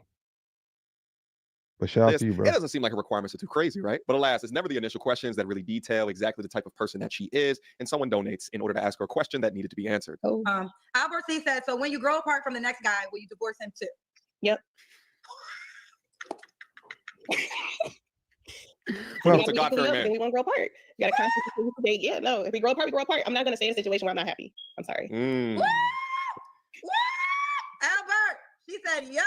Okay, we got another paid question. Without any hesitation, she lets us know how deep in the modern womanhood that she is. It's about me, I. I'm selfish as shit. And at the moment that I don't feel supported within my goals or my dreams, I will leave your ass. The only thing constant in life will be change. You get married that young, there has to be an expectation that change will occur. But marriage should be lifelong without a consideration for divorce, unless there's extreme things happening within that marriage, ergo domestic violence. But oftentimes the mindset of the modern woman today is so selfish because it prioritizes their own happiness over the continuation of a family. And what's crazy is they vows probably says something. For sure, to the effect Rashad. of Yeah, I good got you, times bro. and bad, but they don't want bad, only good times. And you are now on the dating I'll be shipping out by marketplace, a Friday, single the mom latest, times probably 3. tomorrow. But trust though. me when I say it gets worse. Notorious NIG said, what percentage of the bills do you expect him to pay over a lifetime? Percentage of the bills? I don't really necessarily have a percentage. I mean, I'm all about, I'm not 50-50. I'm not 50-50. So, Are we 50-50 in the chat? Yeah, but usually girls that look like this be having these little. okay, because not 50-50 means you won't split 50-50. Well, I just feel like 50-50 is in a different way. So like, say he's not a cooker. Like I said, I cook a lot. So say he's not a cooker. No, let's talk about bills. Just money. Yeah. Okay. So are you not 50-50 with bills as in money? No, I'm not 50-50 with bills as in money. Okay. So he has to scoop you up and then pay for everything. Now you are an attractive girl, so let's start there. You are attractive. So maybe the rules will be bent because you're attractive, but I'm assuming in your marriage you wasn't 50-50, right? So in the beginning, no, he paid all the bills, Pay attention. and especially while I was building my business, he took care of everything. So the man was covering 100% while you were building your business. He took care of everything and you left him. And I took him home. So the difference is you had his 3 children. So now the quest is to find a man that will be willing to pay for you and 3 children who are not biologically his. Yep. And what I hear at times, again, I'm just reciting what I Damn. See how these girls be thinking? Oh my goodness, bro. Go off, Kendra. Men usually don't mind Watch your face providing change. for their wives and the children that they And their own create. kids. Sometimes they have a reluctancy to take care of another man's kid. Look at her face. So in your next situation, I mean, you're attractive. So your attractiveness is gonna work. Keep in your going, favor. I Kendra. don't make the rules, people. I'm gonna tell you what it is. So being attractive will help. So now the question is there a man who makes enough money to afford you and 3 kids that wants to do that for you? And that's the equation now, right? Like the equation now is a man that can afford it. Does he want to financially be responsible for the bulk of the bills for 4 additional people? I understand that, but I wouldn't expect a man to come in. So like right now, dad takes care of his kids. I take care of my kids. So I'm not necessarily seeking a man to come in and just take care of me and my kids and I just sit back, relax, and don't do a thing. Like I don't mind contributing, but it won't be 50-50. That's all I was trying to say. It won't be 50-50. So was it more like 70-30, girl? 80-20. Now, this is where I would usually dock Kendra for laughing at this ridiculous ass bullshit, the sister code, laughing at pure and utter delusion that will continue to keep this high requirement young lady single. But again, you had your husband, who you made 3 children with, take care of everything when y'all started the relationship so you can follow your dreams. You set up your business. And now that you're an independent queen and you have your own money, you leave him because you grew apart? You cannot make this shit up. He left him because his money ran out. Because she running through everything with the 3 kids, and because he couldn't continue to do it, she's like, I need a divorce. And on top of that, you still expect him to Damn. pay for 80% of all household bills. That That's is just insane work. But just to delusional. demonstrate how insane that this is, let's just go over some data. Google AI is telling us that the average monthly cost of childcare in Atlanta, Georgia is around $1,600 per month, which will translate to roughly $20,000 annually. 80% of that, let's round it down to $15,000 for easy math. Multiply that by 3. That's $45,000. Oh, but wait, there's your cost as well. So let's say that's $60,000 per year. Your requirement of him to make minimally $70,000, he doesn't have enough money for himself, or if he has children. So your requirement would be for a man that makes at least 6 figures. But tell me, ma'am, why would a man that makes 6 figures, who's in the top 10% in the country, not choose a childless, younger variant of you? He doesn't need to help discipline or to help take another man's children to school in the morning. I got a lot more to say, but let's just keep listening. Woo! How old are your kids again? 4, 6, and 8. 8, yeah. So you would move. Okay, you said you want to get married again, right? I do. So let's imagine this. So that's 4, 6, and 8, man. Those ages require a lot of attention and a lot of money. you already have a home big enough for you and your kids. We can buy together. Okay, you can buy. So now, but not really buying it together because you said he got to spend 80% more than 20. you. Yeah, he can put 80% down. I do my 20. Oh my God! I swear to God, I hate these women. I can't stand these girls that think like this, bro. This is annoying as hell and delusional and stupid and just like, no, nigga, no. Kendra, get in No. there. Okay, girlfriend. And the kids are young too, so the man that gets hit with this is gonna have to do it for at least a decade. Okay, let's keep going. So I asked you your 3 flaws. Yeah. I did, right? Yeah. Why would a guy be lucky to be with you? Okay, I wrote that down. So I say because I'm a God-fearing woman, I'm nurturing and loving, I'm optimistic, I'm But you broke loyal, your vows, and I feel like I'm God-fearing. a wife. Yeah. You You feel like feel you're wrong, right. baby. You got some more paid questions. Oh. Let's So, go. because okay, Richard Reloaded said that man held her down. And Shout out to Rich Reloaded. Shout out to Rich. Let her know. You know, because I have so much respect for him, I won't go into the details of our marriage. But if he was on here, he had his doing, I had my doing, and we just decided that it wasn't best. He did. He probably got tired of you nagging all the money and the kids. He found somebody else who understood he could fuck on and keep it cool and still go home and deal with you. And what you probably stepped out too, because you said y'all both had y'all things.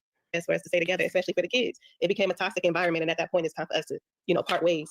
So Okay. JC said all those compliments at the gym blew your head up. Go get your husband back. You are on your way to being an old cat lady. I mean, Yep. listen, With that cat that she had right there. Yep. you want to respond? I just feel like, well, first off, it's not the gym because I was getting compliments before the gym. I was getting compliments before the kids. Here we go. I get compliments, period. But Wow. it's just, She loves it. if that marriage was in God's will for me, I would have stayed. It wasn't for me, and I'm not going to stay in a situation because we had 3 kids and If it was God's we will. were married. I wasn't happy, and he wasn't happy. He felt Years. like I pressured him to be somebody that he wasn't. Is it God's will that the smoke alarm continues to beep? These women that will utilize God's will in order to explain away the real decision that they made are the most dangerous. There was no abuse, but you left him. You say he's a good man, but you left him. He paid for everything so you could build yourself up in your business, but you left him. All the validation that you received prior to marriage or prior to kids or during your marriage, as you in a cringe way gloat on Kendra G's platform, you misinterpreted those as still being of marriageable material when those guys wouldn't consider you for long-term relationship because they understand how much of a financial liability as well as a mental liability that you are. And you're saying over here that you just get ready to leave the next guy if he doesn't make you happy. And I don't want to be in a relationship where a man is feeling pressured to be somebody that he's not because he wants to stay with. It doesn't make sense to me. So Okay. Because he wants to stay what? She didn't finish elaborating on that. Because he wants to stay what? Make you happy. And I don't want to be in a relationship where a man is feeling pressured to be somebody that he's not because he wants to stay with. It Because he wants to stay what? doesn't make sense to me. So Okay. Divine Photo says you will get the man to hunt you, but you have to get on the man's program, not the other way around. Pay attention. How has it been working out for you not doing 50-50? Well, you just got divorced though, right? yeah, in September, and I haven't been in a real relationship since divorcing my ex-husband. Notice how she says real relationship and asks the sex question. She says that I'm not going to respond. So just got divorced like a month or so ago, already getting her back blown out, and now Yep. wants a man to take her seriously. You Yep. cannot make this shit up. And Damn. he said, "How? I think it's a female. I think this is a female. Divine Photos. Oh, you will get a man to hunt you." As in, you'll get a man that will have sex with you, but you have to get on a man's program, not the other way around. What is that? What is getting on a man's program? Go ahead, Kendra. Okay, so here's what it is. When you say you want a man to go 80-20, right? This is a man that has to obviously make a certain amount of money. Yeah. Right. And you want him to be your husband, right? That's correct. So here's where I sit as in just giving you facts and data. This is a man that can Kendra support Samuels. you and your 3 children. I'm assuming is a 100K or plus man, you know, because you're gonna have to live a certain way. This man is very much desired. She smiled and cheesed when she said 100,000. Like, ooh, money, like 100,000. Yeah, like gold digger, low key. Data. This is a man that can Kendra support Samuels. you and your 3 children. I'm assuming is a 100K or plus man, you know, because you're gonna have to live a certain way. This man is very much desired, right? Now, this is why I said you are attractive. So I think you're gonna have a man. I don't think you're gonna have no man issues. It's just, does a man that can financially do the things that you desire want is you. gonna want to do it. So I think that's what she's saying, as in the man's program, because that man has so many options. Is he gonna? The goal obviously is he loves you so much that you're his. He has options, plus he has a lifestyle, and he has to keep up, like working and whatever else he's doing to make his 100,000 a year, or you know what I'm saying? Like, it's not just gonna be about you. And if he's making 100,000 a year, that's gonna go all right to you. What like Dude said, what about him and his stuff he has to deal with already? Like, His world and everything. and then she said she didn't mind if he had kids too. So if he got a kid or two, and then you got 3 kids, damn, the expectation of some of these girls is crazy. Like, this is the Rose story. The Rosie story is he just loves you so much, and he'll be willing to buy a 5-bedroom house, and you know, it's just amazing. Okay. That's the story. Listen, that's the story I want for you too. This is how women want to be talked to, by the way, when they're being given the real. See, what Kevin didn't do was to coddle their emotions and feelings. Kevin talked to these women like Kevin talked to men for the 5 years before he started talking to women. But in order to at least have them hear you to a degree, I guess, Kendra has to talk to them in the sister code speak that continues to You're right prop them about up, that, even though they Cool. made terrible mistake after terrible mistake. They're looking Let's for proceed. simps. That's a But- fact. The reality is, this man has to want those things back. So I think she's alluding to that with getting on his program. But this one's in your favor. Fabulous Faces says, "Girl, you had 3 kids with your husband. You're cute, in shape, and ambitious. You'll find exactly what you're looking for. Good luck, sis." Delusional. Hold on, my computer. Restart install. Web window. Oh, okay. Hold on. Oh, shit, this popped up on my screen. Okay, hold on. I had a little. I had a little.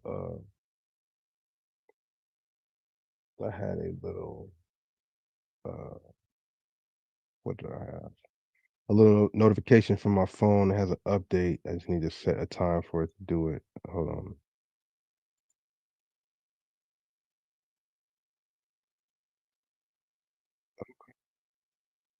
Good. Okay. Fabulous Faces is down for you, girl. Listen, rich simps do exist. All right. What you said, Cool. A simp. And there are rich simps. That's a fact. Zach Real says, "I can't wait for the documentary. We don't do 50-50. Homeless women at the social media era." Oh, she's not homeless. Yeah. I mean, you do No, he's saying you will be homeless. When all these girls think about 50-50 because they don't want to get with nobody who not doing 50-50, they're going, yeah. 100 right now. Or no, you share with your. No, well, I pay everything by myself right now. He's not even on 100-0. child support. Like we have a mutual understanding of what we do, and like I pay for everything myself right now. So I'm not requiring a man to pay 80% because I can't afford it myself. So why I require it? I know what I want. I know what I deserve. You want a lotto and ticket. I want who want me. So if there's a man out there and he doesn't want to do 80-20, just don't hit me up. It's simple. Okay. Sure. Coffee Killer said, "You do know you save more money doing 50-50. Because I guess you're doing 100. You're doing 100% right now. So if you went 50-50. And this is exactly what's wrong with the modern feminist message as it exists today. You know, you have a pretty woman gets elevated because of her aesthetics, and due to the programming, due to the social media brainwashing, they believe that they deserve better and sometimes act through with it and leave their damn husbands. But due to programming, due to the social media brainwashing, due to their sister code echo chambers, convince themselves that they not only deserve more and will act to leave their husband, but will believe that a high-earning man will be waiting for them at the end of the tunnel to pick up the baggage and the pieces. And it's a damn shame too, because if it's not for platforms like myself, you know, these women would never hear that, hey, listen, you have, because of the choices that you have made in your past, there are some consequences. And some of those consequences, although you may not want to hear it, will lower your value on the dating marketplace today. But oftentimes they'll get divorced to someone who acquiesced to their demands, not realizing that the grass may not be greener on the other side. Nevertheless, I wish you luck, mama. That's insane. Like how some of these girls actually think, and with the music and its influence on TV and everything, like this is what the artists, the female rappers and stuff like that, this whole wave of it popping right now, that's all they rap and talk about to the girls that are listening. Get the money from the dude. His money's your money's your money. And that's how it should be. I ain't doing 50-50 for no ninja. You know what I'm saying? It's just, you know, he gonna spend all his money, and my money's mine. I can say my money, like that's just delusional and wild. But it's like that's what a lot of the girls are thinking right now. I'm not on a dating market, but from the experience that I hear from my friends and just things I hear in general, girls really be on it like that and thinking everything is just peachy clean and cool and just how it is. But I'm like, nah, man, y'all out here is tripping. That don't make no sense. And I don't even rock with that. You know what I'm saying? We gotta, I mean, hopefully there's a follow-up on that, or I'll see some more videos like that. But the delusion is real. And maybe it's not delusion because as Cool mentioned, and somebody else I think did too, there are some people out there who will pick that up. Maybe she'll find an older gentleman that's like, got the money and don't, and likes her and say, oh, the kid's cool. I love to have little kids running. You know what I mean? It's possible in this world when you got a thing like OnlyFans and all these other things where guys pay to just look at pictures or pay to look at videos. Like, if she found the right person, there might be a simp out there to make it happen. You know what I mean? But like, that's crazy. And the part I don't like that's disrespectful to everybody else is if you're not willing to do it, then just don't talk to me. If you're not 80-20, then don't talk to me. Like, man, get out of here, bro. That ain't cool, bro. I ain't liking that. Just like, I just don't like that whole thought process and that whole energy with that, because that don't rock with me. You know what I mean? But one other thing that I do not like is this. This is something else I do not like. Activity. If he's trying to get a deal here, there's a deputy that got charged for something, and in his plea deal, he admits to being involved in some sort of deputy gang activity. He's trying to get a deal. The title of this article is "Spade Tattoo Revealed in LA Deputy's Plea Revives Questions About Lakewood Station Gang." So this guy named Saavedra, let me read this. 2 years ago, LA County Sheriff Department internal investigators learned about a group of Lakewood Station deputies who Shout out to Street TV. They do a lot of great content on just like street stuff and gang stuff and just in general. Like, they do a really good job of that.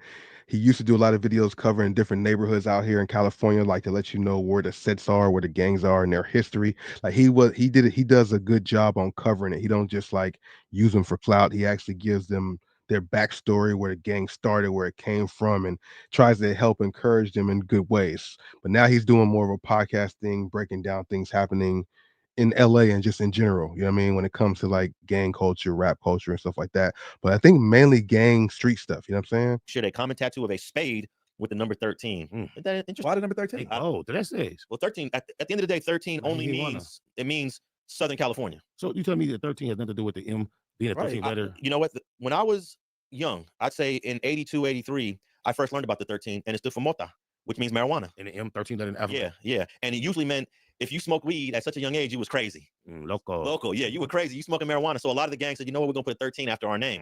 Venice 13, F13. Only a few gangs had the 13 after their name. They go correct you on this one. No, they See, he know can't correct me on it because I witnessed it. I wish I had that air horn. I witnessed when the 13 was mota. It wasn't even they weren't even saying marijuana in this parts of LA when they wanted to smoke weed. The Mexicans were saying mota. I don't know if y'all both because y'all older than me, but I don't know if y'all was around. They closed the Firestone police station, the Stony Boys. Okay. You know up on them? The Stony Boys? Is that what they was called? Or the Stoners? It was the police that was whipping ass, and they towards that Firestone area, like past Washington Park. They down. Oh, you talking about it near Linwood? No. That's on the other way. Right on the east side. Manchester Firestone. I don't know. They did have a gang called the Vikings. Remember the Vikings? That was Linwood. That was Linwood. Yeah, that was Linwood. So you ain't aware about the Stony Boys? I'm not sure if I'm tapping. Just popped. I have to check. I have a list of all the deputy gangs. I don't know that one. That's one Bear from 89 East Coast will be able to answer. You know what I'm saying? Yeah. All right. Let me continue with this. Internal affairs officials told the station brass, who sent surveys to a few dozen deputies asking whether the image was a symbol of a deputy gang or subgroup, and all the deputies said no. At that point, the LA Times reported that the department stopped investigating. But this week, a federal court filing in an unrelated case renewed questions about the tattoo and the department's inquiry into it. In a plea agreement filed last week, Deputy Eric Saavedra admitted to conspiring with a crypto mogul who paid $100,000 per month for Saavedra to provide deputies to serve his round-the-clock bodyguards and sometimes also commit crimes. So Saavedra got charged in a crime. He was a deputy working with some crypto scammer. Let me continue. Over the course of the 49 pages, the plea agreement describes an array of criminal acts involving this deputy and other unnamed sheriff deputies who allegedly harassed and threatened people to intimidate the crypto mogul's enemies and further his criminal aims. Deputy Saavedra was a gangster. Yep. But it turned out Deputy Saavedra admitted to this tattoo. He has the he has the tattoo. You're a real gangster. Let me see here. In a single paragraph tucked in the middle of the agreement, Saavedra admitted to having the Lakewood Station tattoo, which he said he received only after other tattoo deputies voted to decide whether he should be allowed to get it. So he got a deal. Yeah, he did get a deal. Yeah, he got a deal. He got a deal, but he telling too much. He's ratting out all the other deputies from the Lakewood Station. Yeah. That goes down. Nito Brown. Hey, so you say you got a list with all the gangs within the agencies? I got a list of every single deputy gang since the very first one in 1971 in East LA called the Banditos or the Bandits. And then you got the ones with the 3,000 floor. They used to The throw like 3,000 floors on my list. Yeah, that was in the era I was going to say. Yeah. Does that have anything to do with the paperwork you recently threatened to release? For me? Yeah. Oh yeah. Yeah, brother. Okay, so we keep on getting sidetracked on all these other side topics. But this is huge that this deputy who was charged in an unrelated crime now is admitting to a gang tattoo that several deputies already did a survey say, oh no. That's how you know cops can be, they try to say that they're not, but they be crooked. They be involved in street activity too. So when they be pressing down on people and stuff like that, it ain't just all protect and serve. It be some whole Don't other mean stuff nothing. too. It ain't gang related. It ain't nothing to do with nothing. Me a gunner. Like until he was relieved of duty, Saavedra worked as a detective in the department's anti-gang unit. In this capacity, their court records show he testified as a gang expert, describing what bad acts would help criminals move up in the gang, including committing robberies, thefts, and shootings. And guess what? This is going to now open up, Spider. All the cases he testified against in the past. That part. Action. Yeah. So a picture motion and get back in court. It's only pictures motion in the county because that's the pictures rent, bro. But yeah, before you get up there. But most of these deputies testified like maybe in 10 cases. So there's 10. Yeah, usually more than that. That's still a lot, though. Okay, no, a gang expert. Okay, most deputies. It'll take 5 years to be qualified. Yeah, because most of these gang deputies they become a gang cop and then they do it for about 5 years and then move on to something else. 5 years to be qualified as an expert. They don't have 20-year careers as a gang cop. So you might get a gang. Does that mean you're not an expert in that subject? Police is not an expert as a gang. They can't be a gang expert. No, well, the court calls them experts. Yeah, So 5 years on the force in South Central LA, you're considered a gang expert. No, it's even less than that. Oh, less. It's a 40-hour course that they take. They take a 40-hour course to learn everything they can learn about gangs, and they become certified after that 40-hour course. As a gang expert. Yeah. Wow. But I'm assuming he's testified. I'm just guessing 5 or 10 Are you cases. sure they don't have to be 5 years before they can take that test?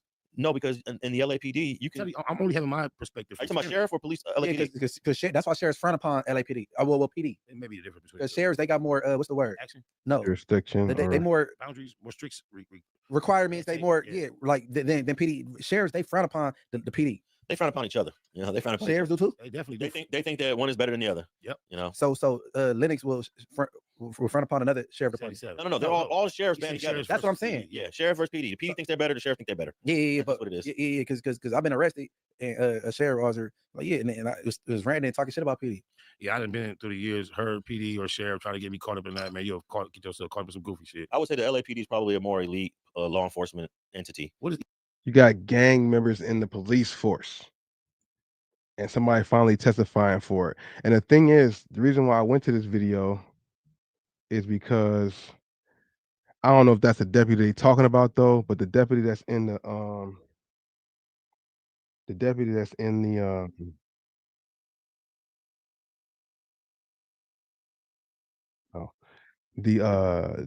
was in the thumbnail was one of the guys that was making announcements during the fires, telling people not to come and loot people's homes and stuff like that. And we know what you guys are doing. We're on top of it, and we see you around here. We're going to come and get you. So I just thought it was weird that he was one of the people, that's in on this based on a thumbnail. But I don't know. Was it the thumbnail? Back up. Yeah, I don't know if y'all can see that. I can't bring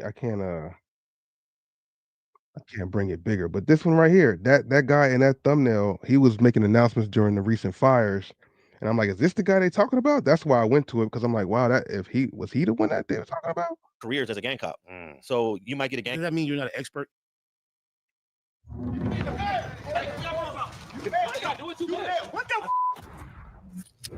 Shout out to Tommy G. What gang affiliation done the most gangsters historical shit in Los Angeles? I'm gonna tell you the Hoovers.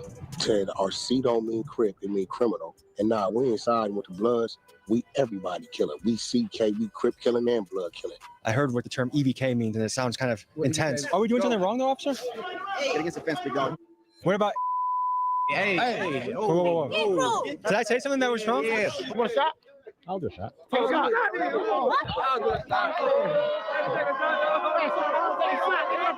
The Hoover Criminals, the gang that beefs with everyone in Los Angeles. With names like the Bloods, Crips, Mexican Mafia, and MS-13, it's safe to say gang culture flourishes in South Central LA. And today, we cover the Hoover Criminals who proudly claim themselves as EBK, or Everybody Killer, a title that invites a lot of gang warfare. If you track this gang from the 1960s, you'll find that conflict is consistent in their history. They originated as the Hoover Groovers, but became the Hoover Gangster Crips after a murder of young leader Little Chocolate shifted alliances, and they later adopted their present name, the Hoover Criminals, after yet another murder and falling out from rival sets. One of the group's most famous members is Freeway Ricky Ross, who in his era was legendary for being perhaps the most successful seller of crack cocaine in the country, and the influence behind rapper Rick Ross's persona. We were invited by Hoover rappers Poke and Jay Heartless to a barbecue deep in Hoover territory. We meet them, we encounter a blitz from the LAPD, and I say a joke that made things really scary for a second. But first, folks, a quick word from our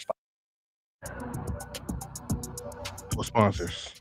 Sorry. Sorry. This is one of the most historical street gangs of all time. So much of the roots of rap and hip-hop culture stem from the area that we're in, same gang structure in America. One thing about tough places to grow up is I actually grew up in this area I'm with these Hoovers. from like age, I want to say like What's up, fellas? 2 to like 6 years old. You guys using season? I lived on 49th and Hoover. Yeah. We have seasoning, bro. Adobo? Everything is a real deal Holyfield over here. You know But what of I'm course, I wasn't gang affiliated. I was too young. But I used to live in this area. I went to 52nd Street School Elementary. I think this was the park that was by our house too. I forgot the name of it though. I didn't know the name of it as a kid. I just remember going up there and playing at the park and stuff like that. But it's crazy to see the Hoovers still over there in that same area. To the honeys, you know how we do it. You know, we stay flexing, man. Oh, they call me Baby MD, aka the Baniac. You know what I'm saying? The Baniac? Yeah, the Baniac. That's a crazy nickname. That's the real deal Holyfield out here, though. You know what I'm saying? Welcome to our session, though. We'll get y'all a whole little tour how we get down over here. You know what I'm saying? You're just putting a grill together, getting some food ready to go. We do all that. You know what I'm saying? We live and direct over here, though. You feel me? But it's dangerous over here, though. Investigators are on scene here of a triple shooting in South LA that claimed 2 lives. Teenage boy is dead after a shooting. We have learned a person of interest has been detained tonight. News in South LA, a 14-year-old boy is among 4 people wounded in a drive-by shooting. But at the same time, full of talent, full of good potential, special. You know what I'm saying? All that. We just got back from Tijuana yesterday. You guys ever been? It was at Hong Kong. We were in Zona Norte. It was good. We kind of met with a little a guy that kind of ran his little area, but he gave back a lot to the community. You know what I mean? You speak any Spanish? Give the people a language lesson. Estás aquí en el barrio de los Hoovers, pero yo soy de la Gardena 13, yeah. The Hoover Criminals are a collection of mostly black sets across LA, but to an outsider, it can be tough to track who is on whose team. For example, the orange-wearing Hoover Criminals beef viciously with most Crip sets, but they do have an alliance with the 5 Deuce Gangster Crips that oftentimes sport blue. To add further confusion, they have also joined forces with at least one Mexican gang, 13 Gardena, which you see mentioned here. The reality is street politics are ever shifting, so to a person not from here, it can feel impossible to know whether you would be in a friendly or enemy territory. But to a guy in the streets, it's something you know like the back of your hand. Everywhere. Hey, nice to meet you, brother. I went to the front looking for you. I know you were came through the back way. Yeah, I told him come through the back way. I saw a couple cops in the front, by the way. They always be trying to babysit type shit. Are they normally there, or are they here because you're here, you think? Like you guys We are? be having little events and shit cracking up here for the kids and shit for you. So they be just watching over. So, you know, a lot of shit be happening over here, so it's freaky. I listened to like one thing on YouTube on my drive here, and it was Whack 100 being like, Them niggas took a blue rag, put it down, said our C don't mean Crip, it mean criminal. Our rag is orange, and now we ain't siding with the Bloods. We everybody killer. We CK, we Crip killing and blood killing. I heard what the term EBK means, and it sounds kind of What does intense. that mean? Everybody killer. Everybody killer. Everybody killer. That's a lot of people. Everybody?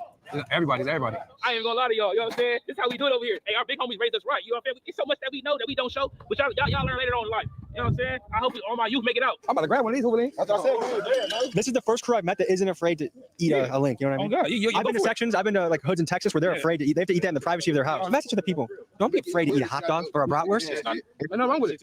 Nobody will look like they. I hear it though. I see why. You know what I mean? So we approve this message. So one other thing I'm noticing right away about the squad is it seems like guys are a little bit older. Like some of the guys, like I'm meeting a lot of really young squads. Like, We can call them right now. no, they're the wild ones. No, we the wild ones. We gonna teach them. But there's not that many. Okay, there's not that many OGs anymore. Like a lot of times I go to hoods and I meet an OG. The OG is 20 years old. That's not a real. That's not an OG. See, our OGs is like. Look at a little wild one right here. You're the wild man. What's he do? Why do they call you the wild one? Squab everybody on Alpha. You say you squab? I fight everybody. Oh, okay. You like to go down. You like to What's that? Is Nuck if you buck a term around here? That. Nuck if you buck? So how's high school treating you? Good. You fight kids at school? Yeah, I go to a line. Have you gotten expelled for fighting? Nah. Who got out yesterday? He's in like 5 years. What was your first day out like? My first day out was today. What are you up? Just a cookout? That's it with the lugs with the fam. You know, niggas out lugs, niggas out stacks. What's the thing you're happiest about being out? Like, okay, hey, I got my first warm shower. I got my first hug from my mom. Like, what is the thing that you're most looking Is it hard to find on your first day out? Hell no. Are you on Tinder or you're just in the neighborhood? It's all around. I'm all around. They get some puss. Big horn dog. You're a horn dog? Oh, this is a vlog. Oh. You got me feeling myself on this vlog.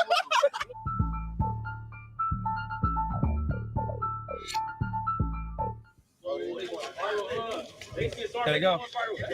Are they running in here? Is there there's a chase?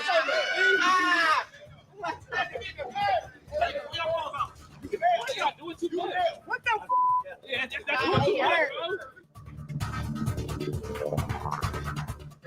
No, I'll be mad though if I'm over there chilling and then you on a high speed chase and you bring the police to where we chill at. Like whoever one of the homies, because it looked like it's somebody from they set that ran over here. You gonna bring the cops to where we all at, bro? Like run over somewhere else. You gonna run over here to get us all jammed up? I didn't think that was smart at all. I didn't understand that. Are we doing something wrong, though, officer? What crime are we suspected of committing? It's harassment. Sir. What's happening, man? What's happening? What crime you suspect against the fence? For what reason? Doing a little vlog, man. That's all we doing. You guys are drinking in public. You ain't doing nothing. You guys are doing nothing. Yeah, that's crazy too. They over here drinking and smoking in public, talking about we're not doing nothing. We're not doing nothing. But you know, certain sections in LA, it get like that where the cops don't even really care about the smoking, and sometimes not even the drinking. I had a situation some years ago. You know, I was because I'll be over in the jungles now. So it was like some years ago too though. I'm leaving from my grandma's house to go like to the Crenshaw Mall, and there's like back streets, not a back street, but it's like Stalker. Is that the street? No, I was trying to get to Stalker.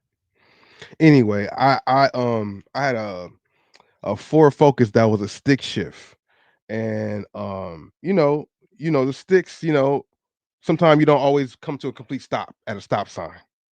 And I didn't come to a complete stop at a stop sign, and I went and kept going, and didn't know that there was a cop like a little down the street, like facing, waiting for somebody to do what I did. So they pulled me over. I'm like, fuck.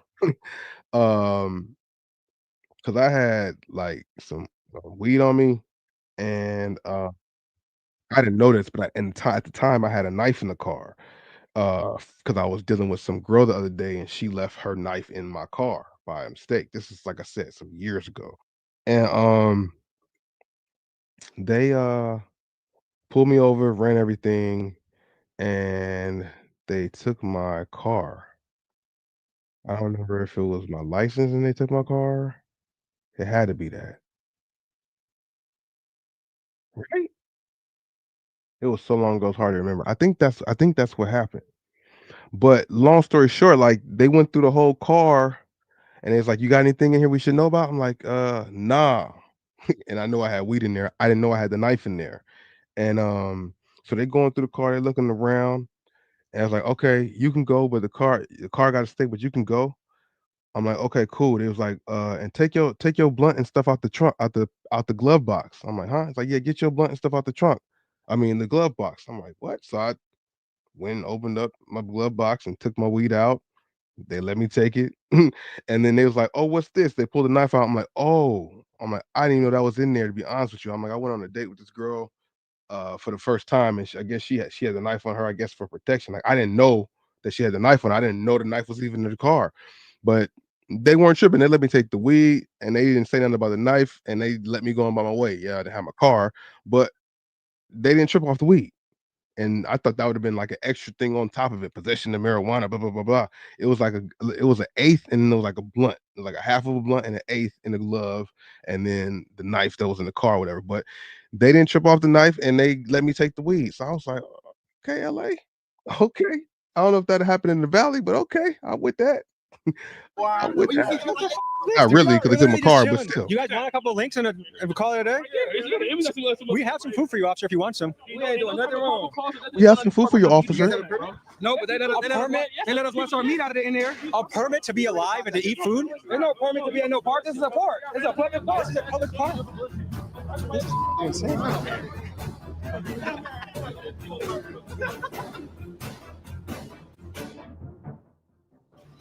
Is it safe to say that these guys aren't invited to the barbecue? Yeah, they're not invited. Is this a normal occurrence here? Is this? For eating food? Is this glizzy illegal, or what's going on here? Why are you here, sir? You already know why. You already know why. Why, man? I would understand if we were doing something causing a ruckus, but we're literally grilling food. What's the issue? Why are you here, sir? Why are you here, sir? Looking all in the car and everything. Don't you have to state what the probable cause is to do shit? The relationship between, or the interaction, I should say, between cops and gangs in LA is definitely different.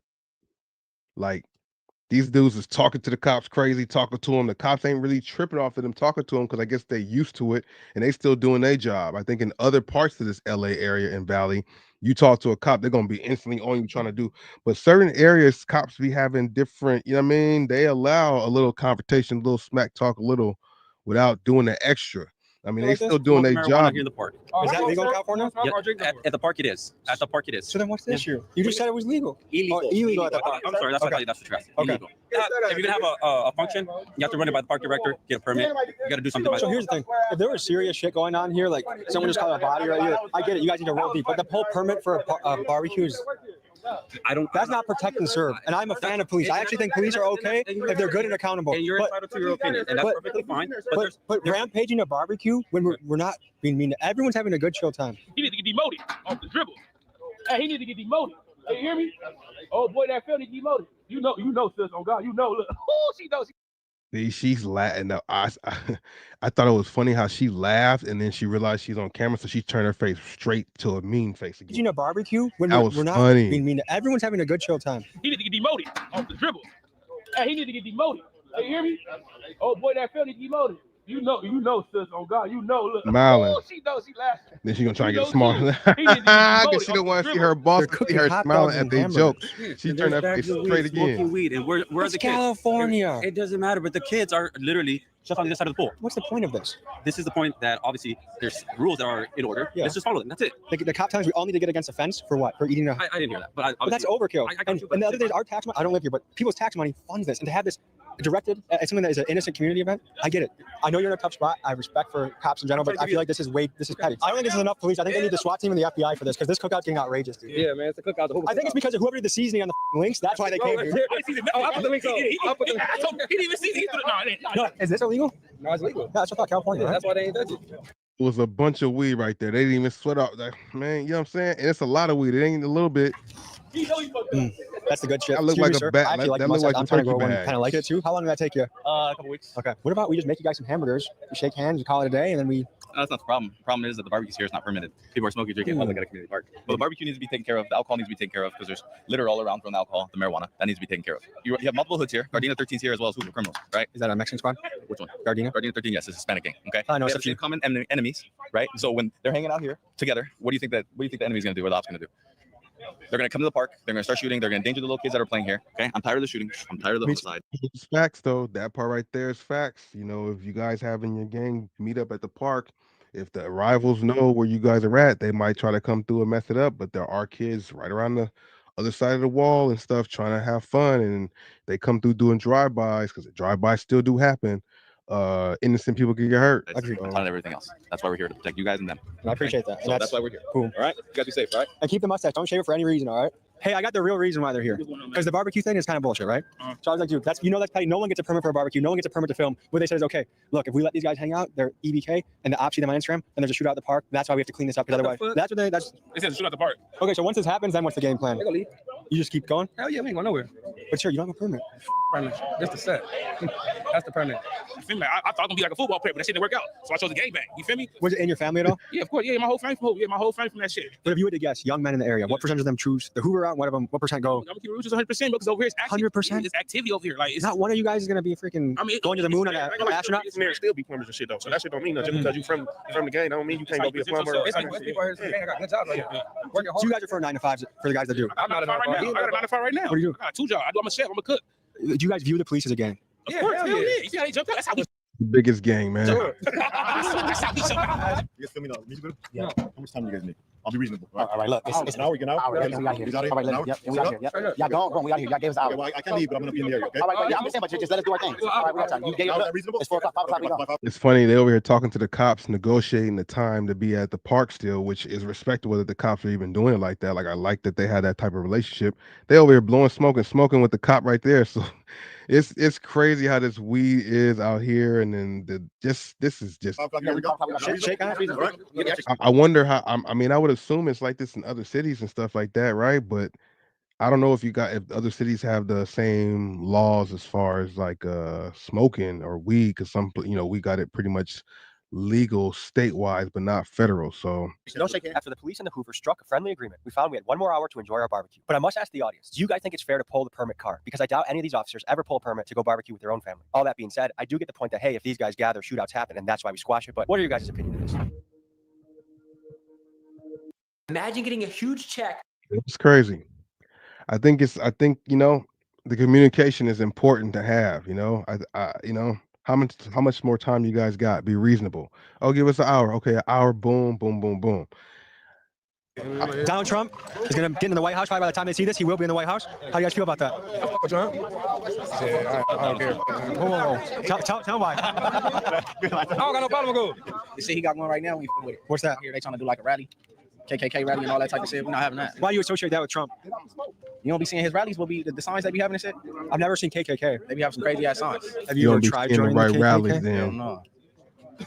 Watch this though. Watch this though. Hey. Whoa. Did I say something that was wrong? He almost got his head peeled off right there. He said the way that you diss this set, and I'm not gonna say it either, but he said he didn't know though, but they was like, wait, hold up, what? Have you ever tried joining the KKK? Hell no. What about? Whoa. Did I say something that was wrong? Yeah. What did I say? I said KKK. Hey, don't say no. I said K. No, you didn't. Like Hoover and you guys code. No. I didn't know the lingo. Okay, I'll blurb that out. It doesn't matter if you're in. He got lucky, boy. Or even a SWAT team leader. He got lucky. Chances are you're going to have a good interview. But on this occasion, I messed up big time and accidentally dissed the entire crew I was dealing with. So I must say sorry to my new Hoover friends. Okay, what's some Hoover? Talk to him no more after saying that by mistake. Even though it was a mistake, he's like, man, look at how you look at him now. Lingo, I need to know. This how the Hoover lingo make Nigo go. You know what I'm saying? I don't know. It's just natural with us. You know what I'm saying? Like, you know what I'm saying? We off the scribble with this shit. You feel me? Like, we viral spiral. You know what I'm saying? We just jump out and dump shit out. Like, I don't know how I go home. It just come naturally with me.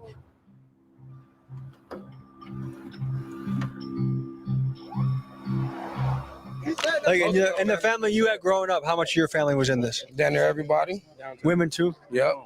My aunties, my little cousins, big cousins, everybody. You know what I'm saying? Do you have any kids? Yeah, I do. Do they also join this too? Hell no. I whip their ass. Why is that? Because it stops with me. in my family now, it stops with me. But other than that, I'm going to keep it groovy. A lot of us been a part of this since we was kids. You know what I'm saying? We just going to mature through the situations of those, other than keeping it real, you know?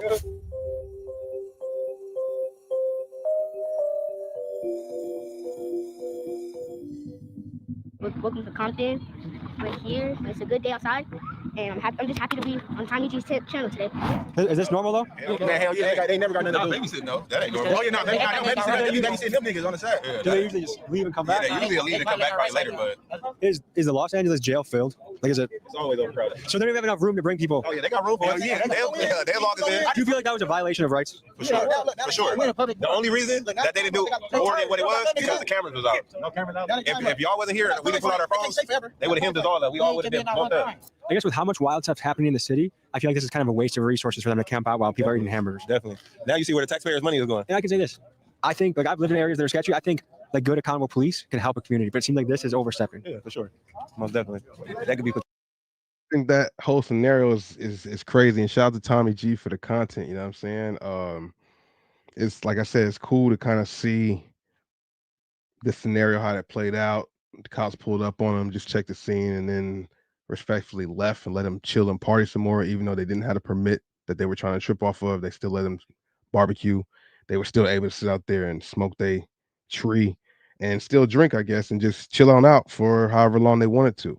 I think that's a cool little thing if the cops in the streets can have kind of communication like that to help things get a little over smoother, as opposed to get against the wall and handcuffing and just no questions asked, no conversation had. So I like the fact that that was something that was able to happen on camera. You know what I mean? Interesting stuff out there though. I haven't been over to that area in a long time. Like I said, everybody who I knew over there, I'm sure ain't even over there and haven't been over there for the longest. But that is a very active section for sure out here in LA.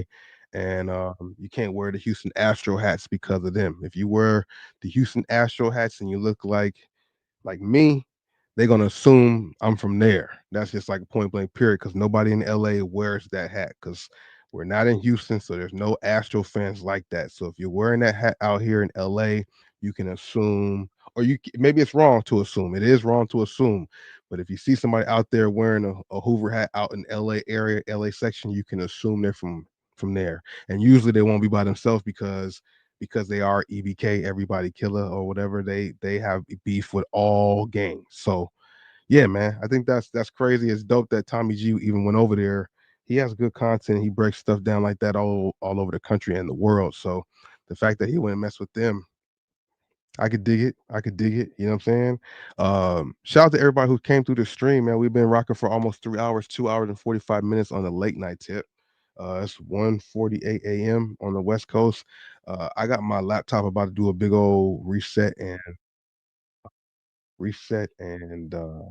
update. So I'm about to end the stream here. We'll be back on in the next day or two, maybe tomorrow. I don't know. I don't want to say for sure. I don't want to put that, but I'll be back again soon. Hopefully, you guys enjoyed the video. Hit the like button, share the video, of course. And if you're watching on the replay, big shout out to you. And don't forget to hit that like button before you get out of here. I'll see y'all later. Deuces.